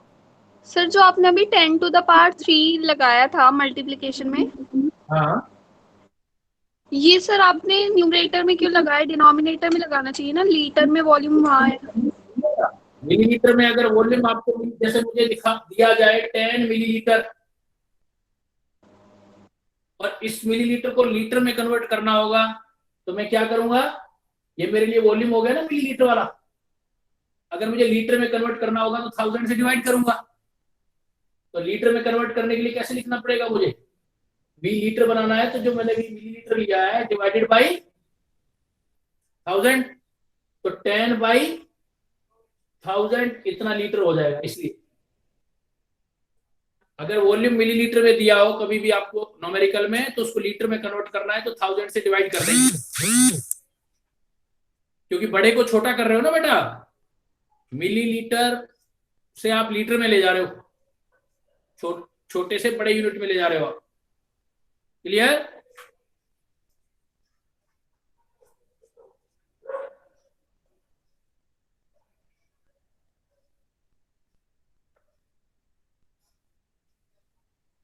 क्लियर है बेटा? ये हटा दूं? Yes, sir. Yes sir. ऊपर ऊपर से हटा रहा हूं, किसने करना हो ये देख लो। अब देखो बच्चों, यहीं पर प्रॉब्लम आता है कि relation between molarity and percentage, molarity and percentage में रिलेशन निकालना है, molarity and percentage.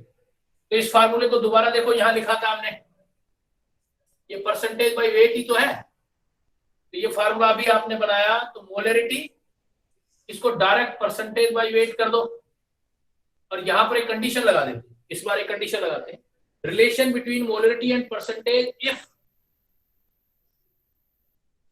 Density is equal to 1। Density 1 ले लें तो मोलरिटी और परसेंटेज में रिलेशन क्या आएगा? तो यही फार्मूला देखो बच्चों, मोलरिटी वेट ऑफ सॉल्यूशन, दोबारा लिख देता हूं एक बार, क्लियर हो जाएगा। अभी हमने फार्मूला बनाया, molarity weight by solute upon weight of solution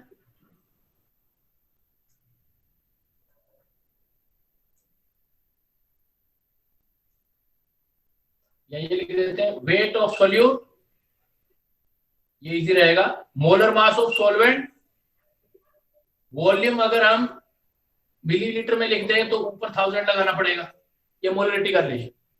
और वेट ऑफ सॉल्यूशन या density of solution, density of solution is equal to weight of solution divided by volume of solution.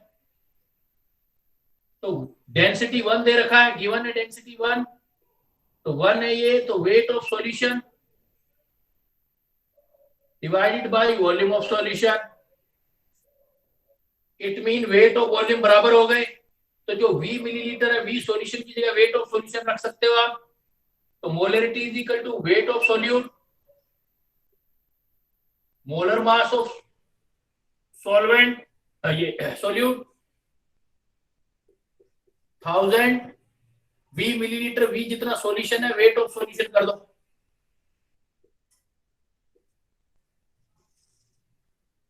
अब इसमें मोलरिटी इज इक्वल टू, इसको ऐसे लिख देते हैं, अलग अलग कर देते हैं, वेट ऑफ सॉल्यूट जैसे अभी किया था, वेट ऑफ सॉल्यूशन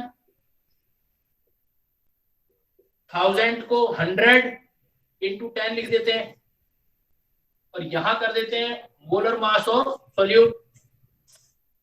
देखो एक छोटा फार्मूला बन जाएगा, wait of solute upon weight of solution into 100, इसका मतलब परसेंटेज बाय वेट। तो ये मेरे पास आ गया molarity is equal to percentage by weight into 10 upon molar mass of solute. तो डायरेक्ट भी तो कर सकते हो, percentage by weight, percentage by weight ये इधर ले जाओ, m dash upon 10।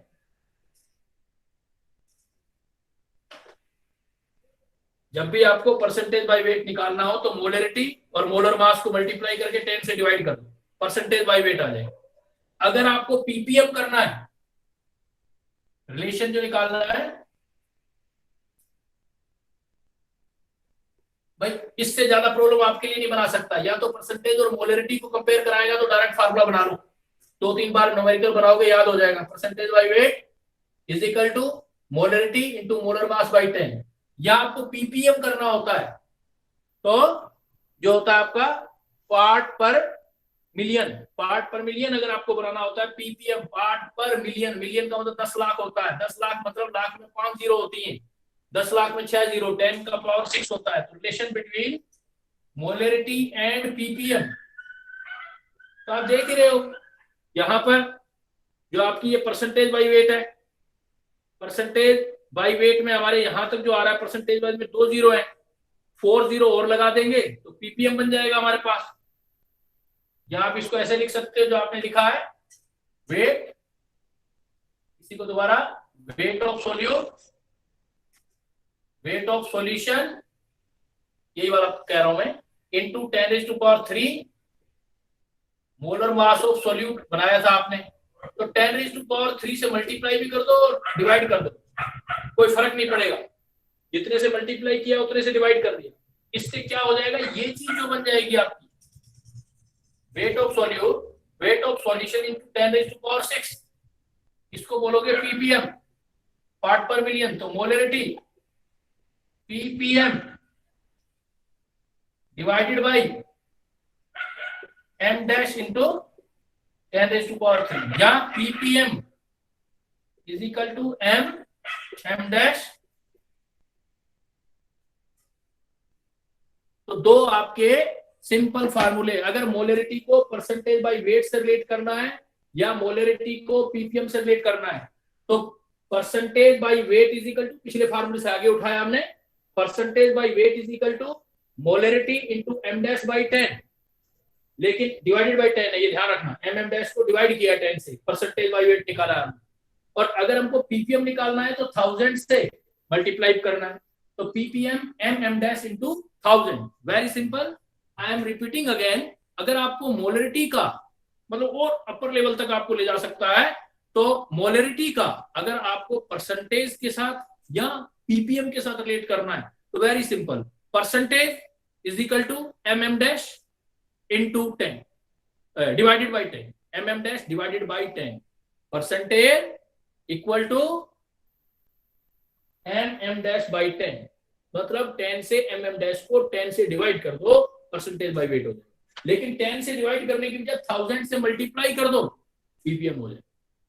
Trust me, बड़े से बड़े न्यूमेरिकल बड़े एक एक लाइन में सोल्व होने लग जाएंगे। क्वेश्चन पढ़ा और सीधा इस पर पहुंच जाओगे अगर हम डिराइव करना सीख जाएं। That is the importance of derivation. एक बार की मेहनत होती है, बाद में तो एग्जाम में कैसा ही क्वेश्चन आ जाए हमें पता है कि इधर से इधर रखनी है चीज या इधर से इधर रखनी है। इवन आप पीपीएम को और इसको भी कंपेयर कर सकते हो इससे। तो अभी जो लास्ट में ये पॉइंट बताया मैंने, ये क्या बताया, relation between molarity and percentage, या relation between M and ppm. Percentage निकालना है तो मोलरिटी को मोलर मास सोल्यूट से मल्टीप्लाई करके 10 से डिवाइड कर दो, और अगर हमें पीपीएम निकालना है तो एमएम डैश से मल्टीप्लाई करके 1000 से मल्टीप्लाई करो। Clear? Are you hearing me बच्चों? Yes sir. ये दोनों बनाओ।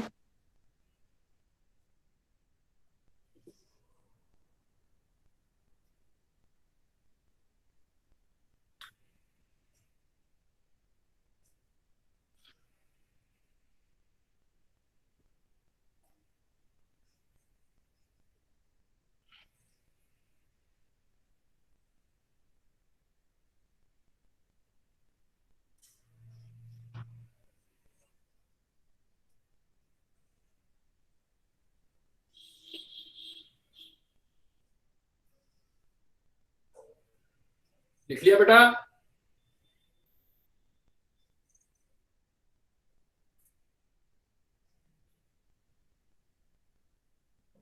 Yes sir.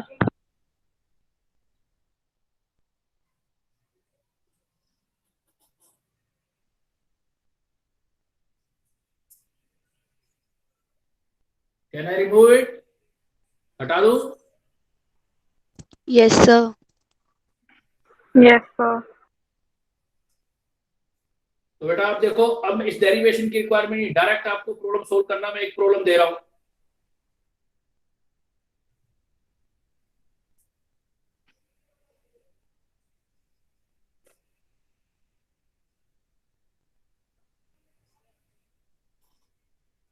a sea water sample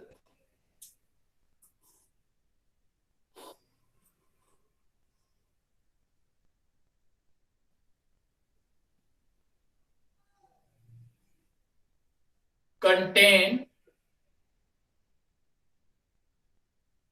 10 raised to power minus 5 molar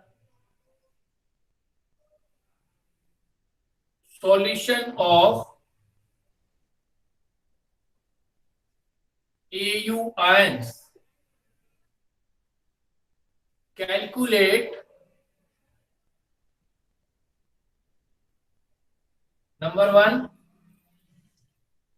concentration in ppm. Concentration in ppm. Number 2, concentration in percentage by wait. बहुत simple है बच्चों। देखो अब ये प्रॉब्लम बनाना है। हाँ, गोल्ड एक प्रॉब्लम हो सकती है कि फार्मूला वेट गोल्ड का नहीं आता हो, गोल्ड का 197 होता है। A sea water sample contain 10 raised to power minus 5 molar solution of AU ion. Calculate concentration in ppm of AU, concentration in percentage by weight of AU। कोई हमारा सी water है, उसमें गोल्ड मिलने की प्रोबेबिलिटी है, और वहां जब समुद्र से गोल्ड मिलने का अमाउंट जो होता है बहुत कम होता है, तो वहां जो गोल्ड का कंसंट्रेशन मिला है वो 10 raised to power minus 5 molar मिला। तो हमें कंसंट्रेशन जो है पीपीएम में निकालना है और कंसंट्रेशन जो है वेट निकालना है। कंडीशन गिवन है, मोलर मास 197 लेना है और डेंसिटी वाटर का 1 लेना है। सॉल्यूशन करो, कैलकुलेट करो बच्चों, आंसर बताओ।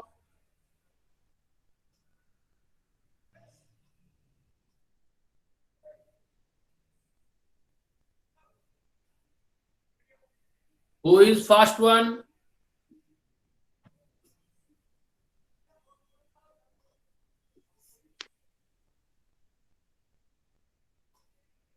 $1.97. 12.97 answer of first one. ppm 1.97. 1.97 ppm. Yes sir. Yes. Yes sir, मेरा भी यही है। आपका भी यही है। नेक्स्ट दूसरे वाले का 1.97 into 10 to the power -4.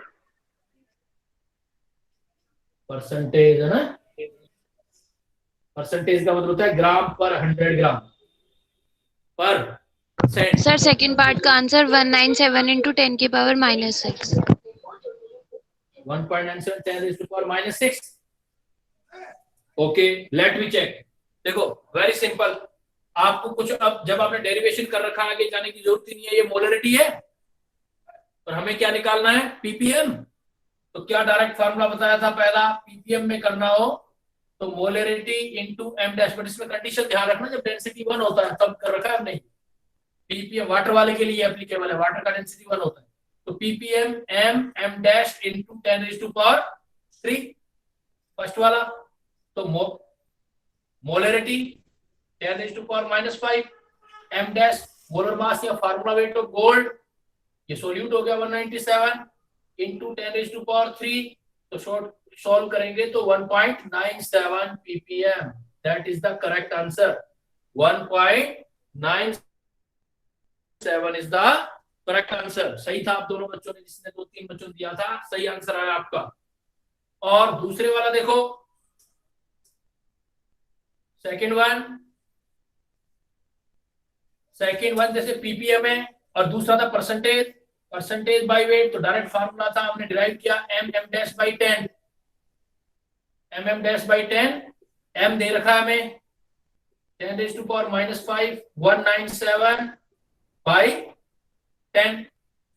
तो ये अगर ऊपर ले जाएंगे तो कितना आ जाएगा, 197 इंटू 10 raised to power, ऊपर जाएगा तो -6। 197 इंटू 10 raised to power -6। तो ये जो आंसर आया था 1.97 ये करेक्ट है। 197 10 -6 लिया तब भी करेक्ट है, दोनों ही करेक्ट आंसर। तो बना लोगे बच्चों। तो मोलरिटी, एक तो डायरेक्ट मोलरिटी का प्रॉब्लम होता है बच्चों, एक मोलरिटी का परसेंटेज बाय वेट से रिलेशन। लेकिन 4 फार्मूले की है, 4 टाइप की। पहला direct percentage by weight given है मोलरिटी, तो molarity is equal to percentage by weight into density into 10 divided by molar mass. Pure कोई भी दे रखा है तो परसेंटेज बाय वेट 100 लेना है, प्योर नहीं दे रखा है तो जितना परसेंटेज है उतना आपने लेना है। दूसरा परसेंटेज बाय वेट मोलरिटी के साथ पीपीएम के साथ रिलेशन है, तो डायरेक्ट पीपीएम के साथ भी आप शॉर्ट आउट कर सकते हैं। क्लियर?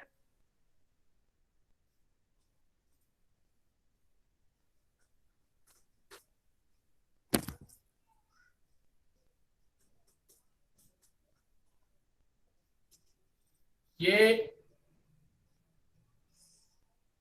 चीज बताओ आप कि सपोज मेरे पास एक सॉल्यूशन है, मेरे पास कोई सॉल्यूशन है, ये इस ग्लास के अंदर वाटर का सॉल्यूशन किसी का बना, इसमें मैंने वाटर लिया और इसमें शुगर डाल दी, ये सॉल्यूशन तैयार है। इसकी मोलरिटी प्रिपेयर होगी कि मोलरिटी कैलकुलेट कर सकते हैं अब। क्या मुझे बता सकते हो कि इसकी मोलरिटी अगर मुझे चेंज करनी है तो मैं कैसे कैसे चेंज कर सकता हूं? तो बच्चों 2 चीजें हमारे पास, मोलरिटी मुझे चेंज करनी है तो या तो उसको डाइल्यूट कर दूं, वाटर मिलाता जाऊं, जब भी डाइल्यूशन करोगे तो मोलरिटी कम होती जाएगी, या फिर सोल्यूट ही मिला दूं, एक्स्ट्रा सोल्यूट मिला दूंगा तो नंबर ऑफ मोल इंक्रीज हो जाएंगे और इसका मोलरिटी चेंज हो जाएगा। बिकॉज मोलरिटी जो हमारे पास है वो, एक हिंट लिख लेते हैं हम, hint molarity is equal to number of mole of solute, general formula ये है, और वॉल्यूम ऑफ सोल्यूशन। जो जो चीजें इसको अफेक्ट करेंगी वहां से मोलरिटी अफेक्ट हो। मोलरिटी नंबर ऑफ मोल, अगर मैं वॉल्यूम इंक्रीज कर दूं, अमाउंट फिक्स रखूं, तो जैसे जैसे वॉल्यूम इंक्रीज करता जाएगा तो मोलरिटी डिक्रीज होगी। लेकिन इसके लिए condition, if n solute constant, अगर आप सोल्यूट नहीं डालोगे, सिर्फ सॉल्वेंट डालते जाओगे, वाटर डालते जाओगे, तो ये कांस्टेंट, ये बढ़ाते जाओगे, ये कम होता जाएगा। तो वॉल्यूम इंक्रीज करने से मोलरिटी डिक्रीज होती है। वॉल्यूम टेम्परेचर पर डिपेंड करता है, तो टेम्परेचर इंक्रीज करने पे भी बोल सकते हो आप, टेम्परेचर इंक्रीज करोगे वॉल्यूम इंक्रीज होगा, वॉल्यूम इंक्रीज होगा मोलरिटी डिक्रीज हो जाएगी।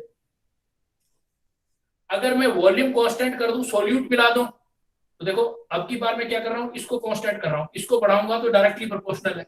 तो n सॉल्यूट बढ़ा दो, अमाउंट बढ़ा दो, मोल बढ़ा दो, n या वेट सॉल्यूट का, वेट बढ़ा दोगे तो n बढ़ेगा, तो m भी आपका इंक्रीज हो जाएगा। बट इसके लिए कंडीशन क्या है, v कांस्टेंट होना चाहिए।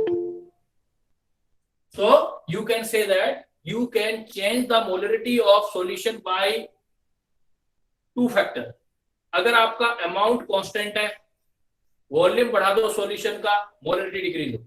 इसलिए हम कहते हैं कि वॉल्यूम टेम्परेचर से डिपेंड करता है, टेम्परेचर इंक्रीज होगा तो वॉल्यूम इंक्रीज होगा, वॉल्यूम इंक्रीज होगा तो मोलरिटी डिक्रीज हो जाएगी। इसलिए हम बोलते हैं कि मोलरिटी जो होता है वो टेम्परेचर डिपेंडेंट है, कंसंट्रेशन टर्म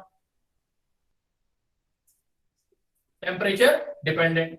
दूसरा पॉइंट ये हो सकता है कि आप वॉल्यूम कांस्टेंट रखो, वाटर मत मिलाओ, लेकिन आप क्या है सोल्यूट ही मिला दो, तो आपका number of mole solute increase हो जाएगा, वेट सोल्यूट का इंक्रीज हो जाएगा, तो मोलरिटी इंक्रीज हो जाएगी। जैसे एक प्रॉब्लम करते हैं अपने, प्रॉब्लम हम क्या लेते हैं कि हमारे पास 6.02 10⁻20 glucose particle are dissolved in 200 milliliter aqueous solution. Number 1, calculate initial molarity. Number 2, calculate molarity after adding 100 milliliter extra water, extra H2O. And third, calculate molarity after adding 18 milligram glucose extra.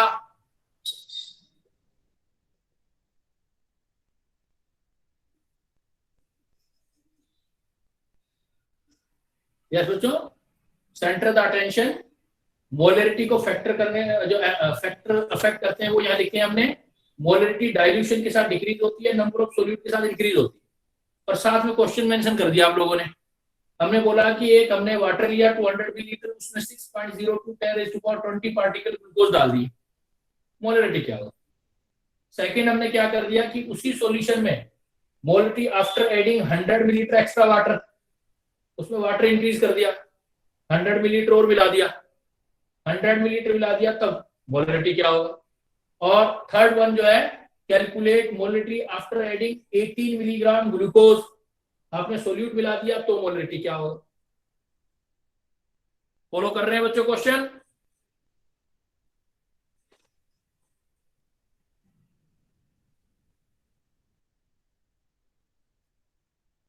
Sir last part में क्या है? Last part में calculate molarity after adding 18 milligram glucose extra, आपने उसी solution में 18 milligram glucose और add कर दिया आपने, देन मोलरिटी क्या होगा। समझ आ रहा है बच्चों? क्वेश्चन समझ आ रहा है? Yes sir, yes sir. हाँ गर्ल्स बेटा, आपको आ रहा है समझ? Yes sir. Yes sir. Yes sir. Are you getting clearly my question? निकाल रहे हो आंसर? Yes. Yes, sir.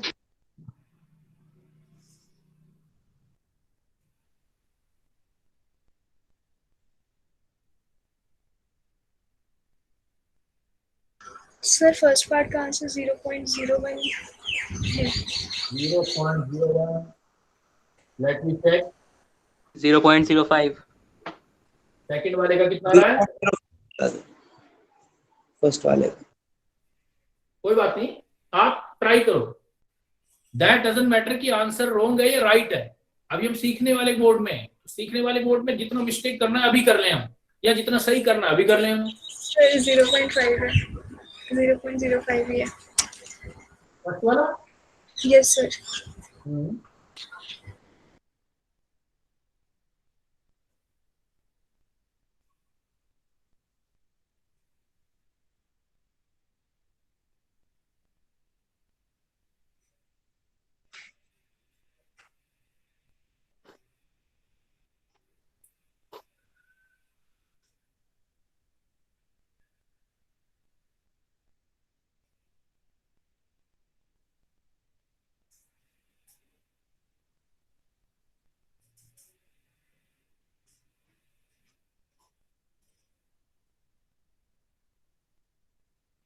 देखें बच्चों सॉल्यूशन।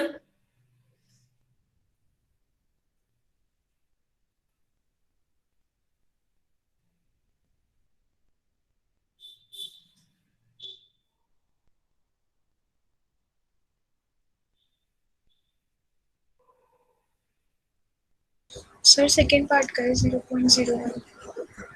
सेकंड का 0.01। आपका आंसर यहाँ लिख रहा हूं मैं।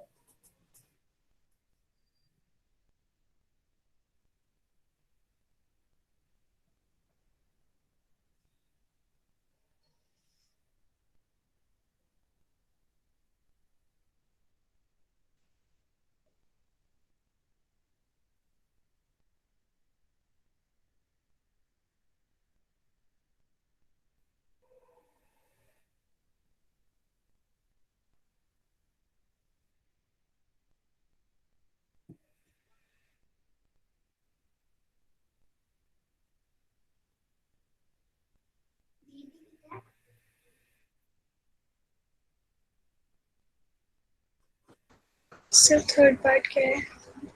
Calculate molarity after adding. After adding 18 milligram glucose extra, 18 milligram extra glucose.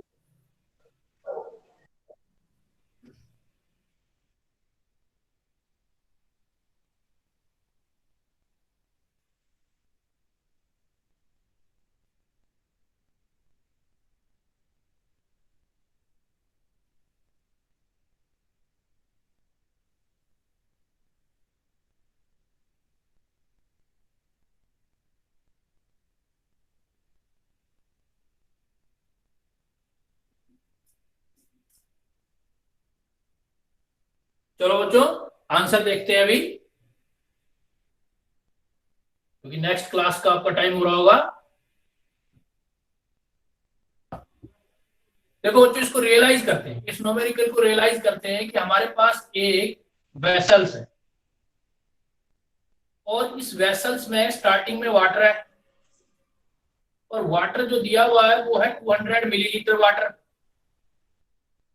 और यहां पर हमने ग्लूकोज के पार्टिकल, ग्लूकोज का फार्मूला है C6H12O6, उसके पार्टिकल मतलब कैपिटल N दे दिया गया हमें, वो डाल दिया हमने 6.02 into 10⁻20। और फर्स्ट प्रॉब्लम कहता है कि जब ये सॉल्यूशन प्रिपेयर हो गया तो ये सॉल्वेंट हो गया वाटर और ये सोल्यूट हो गया, तो मोलरिटी निकालना है। तो molarity is equal to number of mole, volume in litre होता है। यहाँ पर मोलरिटी नंबर ऑफ मोल जो निकालना है उनको 0 नंबर रखा है। सर सेकेंड पार्ट का 0.02 है। 0. ये भी लिख देते हैं 0 यस परफेक्ट हो बेटा। नहीं 0.05 काट दीजिए। हाँ अभी कर लेते हैं, जो भी आपका आंसर है मैच कर देंगे। तो molarity is equal to number of mole volume in litre. Number of moles होंगे given number Avogadro number, volume हमें मिलीलीटर में दिया हुआ है तो ऊपर 1000 कर दो आप। तो इसका सॉल्यूशन आ जाएगा हमारे पास फर्स्ट वाले का नंबर ऑफ मोल्स 6 अप्रोक्सीमेट 6 ले लेता हूं मैं, 6 into 10⁻20। Avogadro number 6 into 10⁻23। 3 volume दे रखा है आपको 200, तो ये कैंसिल हो गया। ये हमारे पास आ गया 1/2 और 100। 1/2 होता 0.5, 0.5 by 100, तो 5 into 10⁻3 0.005 आया बच्चों। ये तो 0.005। आपका कितना आ रहा था देखो 0.05। डेटा चेक कर लो दोबारा। नंबर ऑफ मोल थे 6 × 10⁻20। Avogadro number 6 × 10⁻23। वॉल्यूम गिवन था हमें 200 मिलीलीटर। 1000 लगा दिया। 20 23 23 से 23 कैंसिल, 6 से 6 कैंसिल। 1/2 × 1/100। 1/2 होता है 0.5/100, तो 5 × 10⁻3। क्लियर? कहाँ गलती हुई, कहाँ मिस्टेक हुआ, देखो कई स्टेप्स होते हैं नॉलेज को। पॉइंट में कहीं प्रॉब्लम आ गया होगा। दूसरा पॉइंट देखो, सेकंड पॉइंट। सेकंड प्रॉब्लम में क्या कह रहा था हमें, calculate adding 100 millilitre extra H2O। देखो इस टाइम पे आपने H2O ऐड किया है, उसी सॉल्यूशन में 200 पहले था, ये जितना था उतना ही रहा। ग्लूकोज C6H12O6, और यहां पर हमने 200 मिलीलीटर पहले था और वाटर और ऐड कर दिया 100 मिलीलीटर। तो आपने ये तो चेंज ही नहीं किया ग्लूकोज को, तो ग्लूकोज के जितने मोल पहले थे उतने ही बाद में रहेंगे, नंबर ऑफ मोल तो बराबर रहते हैं। तो इसका मतलब number of mole of solute initial is equal to number of mole of solute final.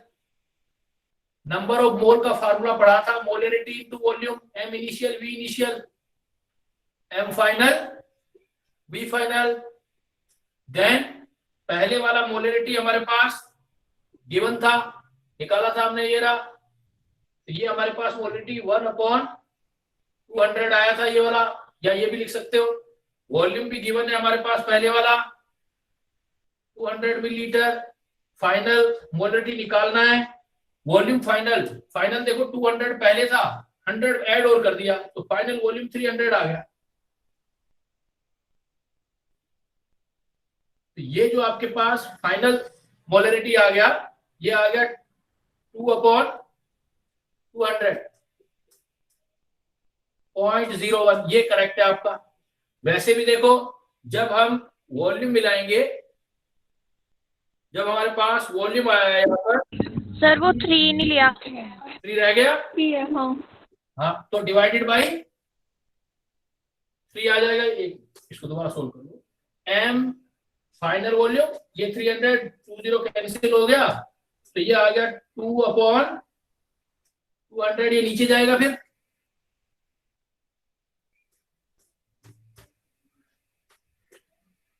1/3 होता है 0.3/100, तो 0.3 तो 0.0034। हाँ 0.003 और भी आगे चल सकते हो। तो देखो आंसर का आइडिया आपको लग जाना चाहिए। पहले कितना मोलरिटी आया था 0.005, अब कितना हुआ 0.003। You can see the difference, decrease हो रहा है। और जब आप अभी हमने पढ़ा थ्योरेटिकल कंसेप्ट भी, वॉल्यूम इंक्रीज करेंगे तो डिक्रीज होना चाहिए। इट मींस हमारा आंसर सही डायरेक्शन में जा रहा है। कई बार हमारे पास मान लो हम बात करते हैं कंपटीशन का, स्कोर ऑप्शन होते हैं। सर फाइनल वॉल्यूम 500 क्यों नहीं लेंगे? सर फाइनल वॉल्यूम 500 क्यों नहीं लिया? 500 क्यों नहीं लिया? पहले कितना वॉल्यूम था हमारे पास 200, और मिलाया कितना था आपने, एक्स्ट्रा कितना मिलाया? सेकंड क्वेश्चन जो लिखा था हमने यहाँ पर, देखो बेटा कितना मिलाया था, 100 मिलीलीटर और ऐड किया था ना हमने। Yes sir. और इसने 100 किया था, तो 200 तो पहले था, प्रैक्टिकली एज्यूम करो 200 पहले। Okay sir. तो टोटल वॉल्यूम फाइनल कितना हो गया हमारे पास 300। ठीक है। Yes sir. हमने 300 दिया। फिर देखो थर्ड सिचुएशन कहता है, जो पहले था सिचुएशन आपका जिसमें 200 मिलीलीटर वाटर था, और उसके अंदर आपने ये 6.02 × 10⁻20 डाल रखे थे, और अब आपने क्या किया, फिर ग्लूकोज डाल दिया एक्स्ट्रा, और ये 18 मिलीग्राम डाल दिया, 18 milligram. That is the beauty of the questions कि आपकी फार्मूला बेस्ड क्वेश्चन नहीं होते बच्चों।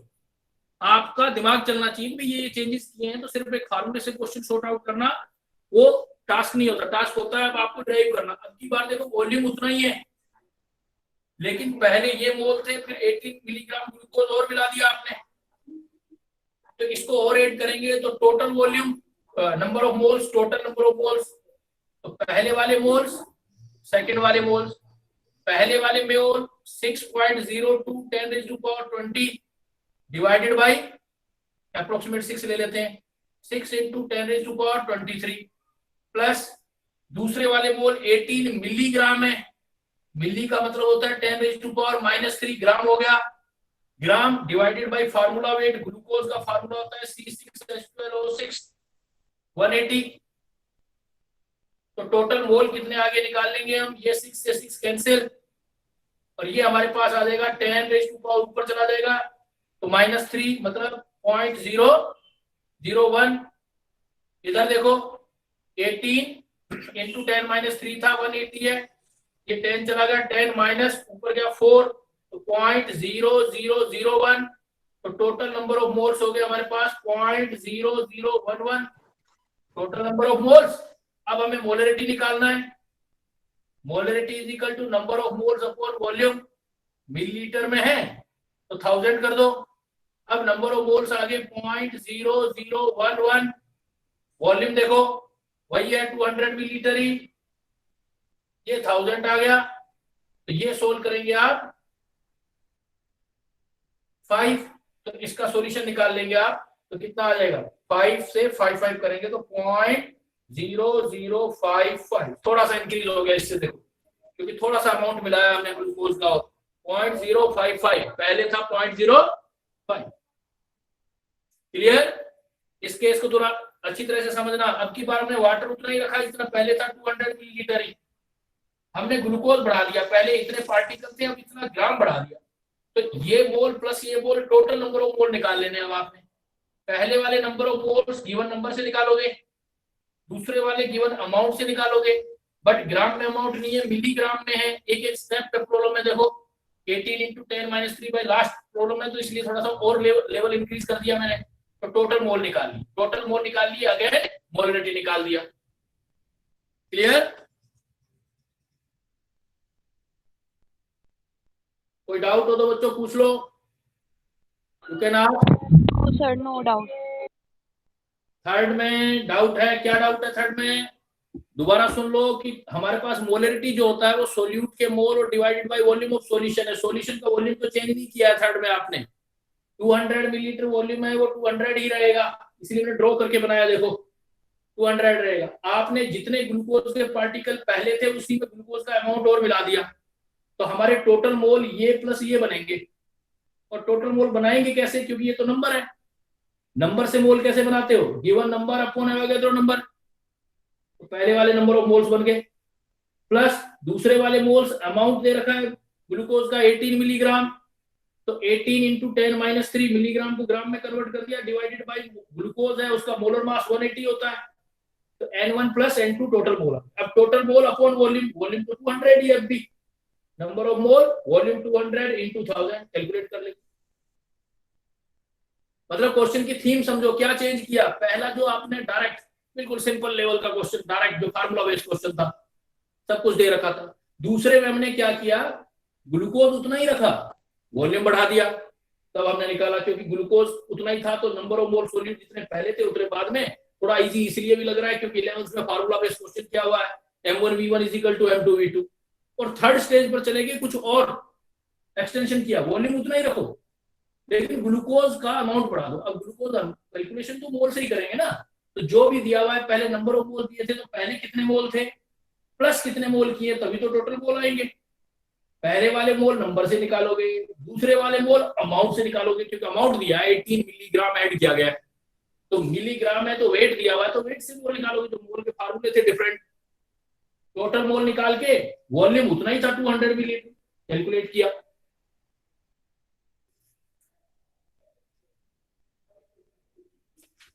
सर थर्ड पार्ट में 300 क्यों नहीं ले रहे वॉल्यूम? दूसरे वाले में क्योंकि इनिशियल पहले वाला है, पहले वाले में दूसरे क्वेश्चन में सिर्फ कह रहा है वाटर ऐड किया। अब दूसरे से तीसरा सोल्व नहीं करना है, पहले से तीसरा स्टेज सोल्व करना है। फर्स्ट के 2 पार्ट है, फर्स्ट से ये चेंज किया है, फर्स्ट से ये चेंज किया। फर्स्ट से पहले में सिर्फ वॉल्यूम बना के चेंज किया तो वॉल्यूम 300 किया। इससे ये नहीं बना है, पहले वाले में कह रहा है कि उसी में हमने 18 मिलीग्राम। Yes. समझ गए? Thank you, sir. तो आज जो हमने डिटेल किया है, कुछ इंट्रोडक्शन हमने सॉल्यूशन का किया, किसको हम सॉल्यूशन बोलते हैं, सॉल्यूट क्या होता है, सॉल्वेंट क्या होता है।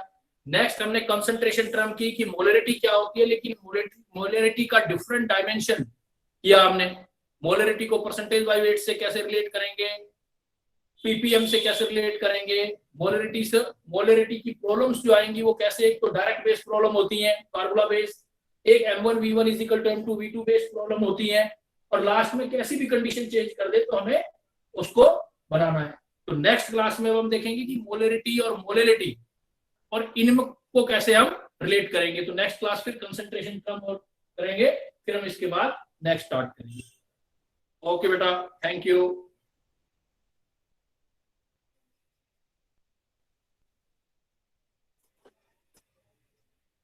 अमित सर।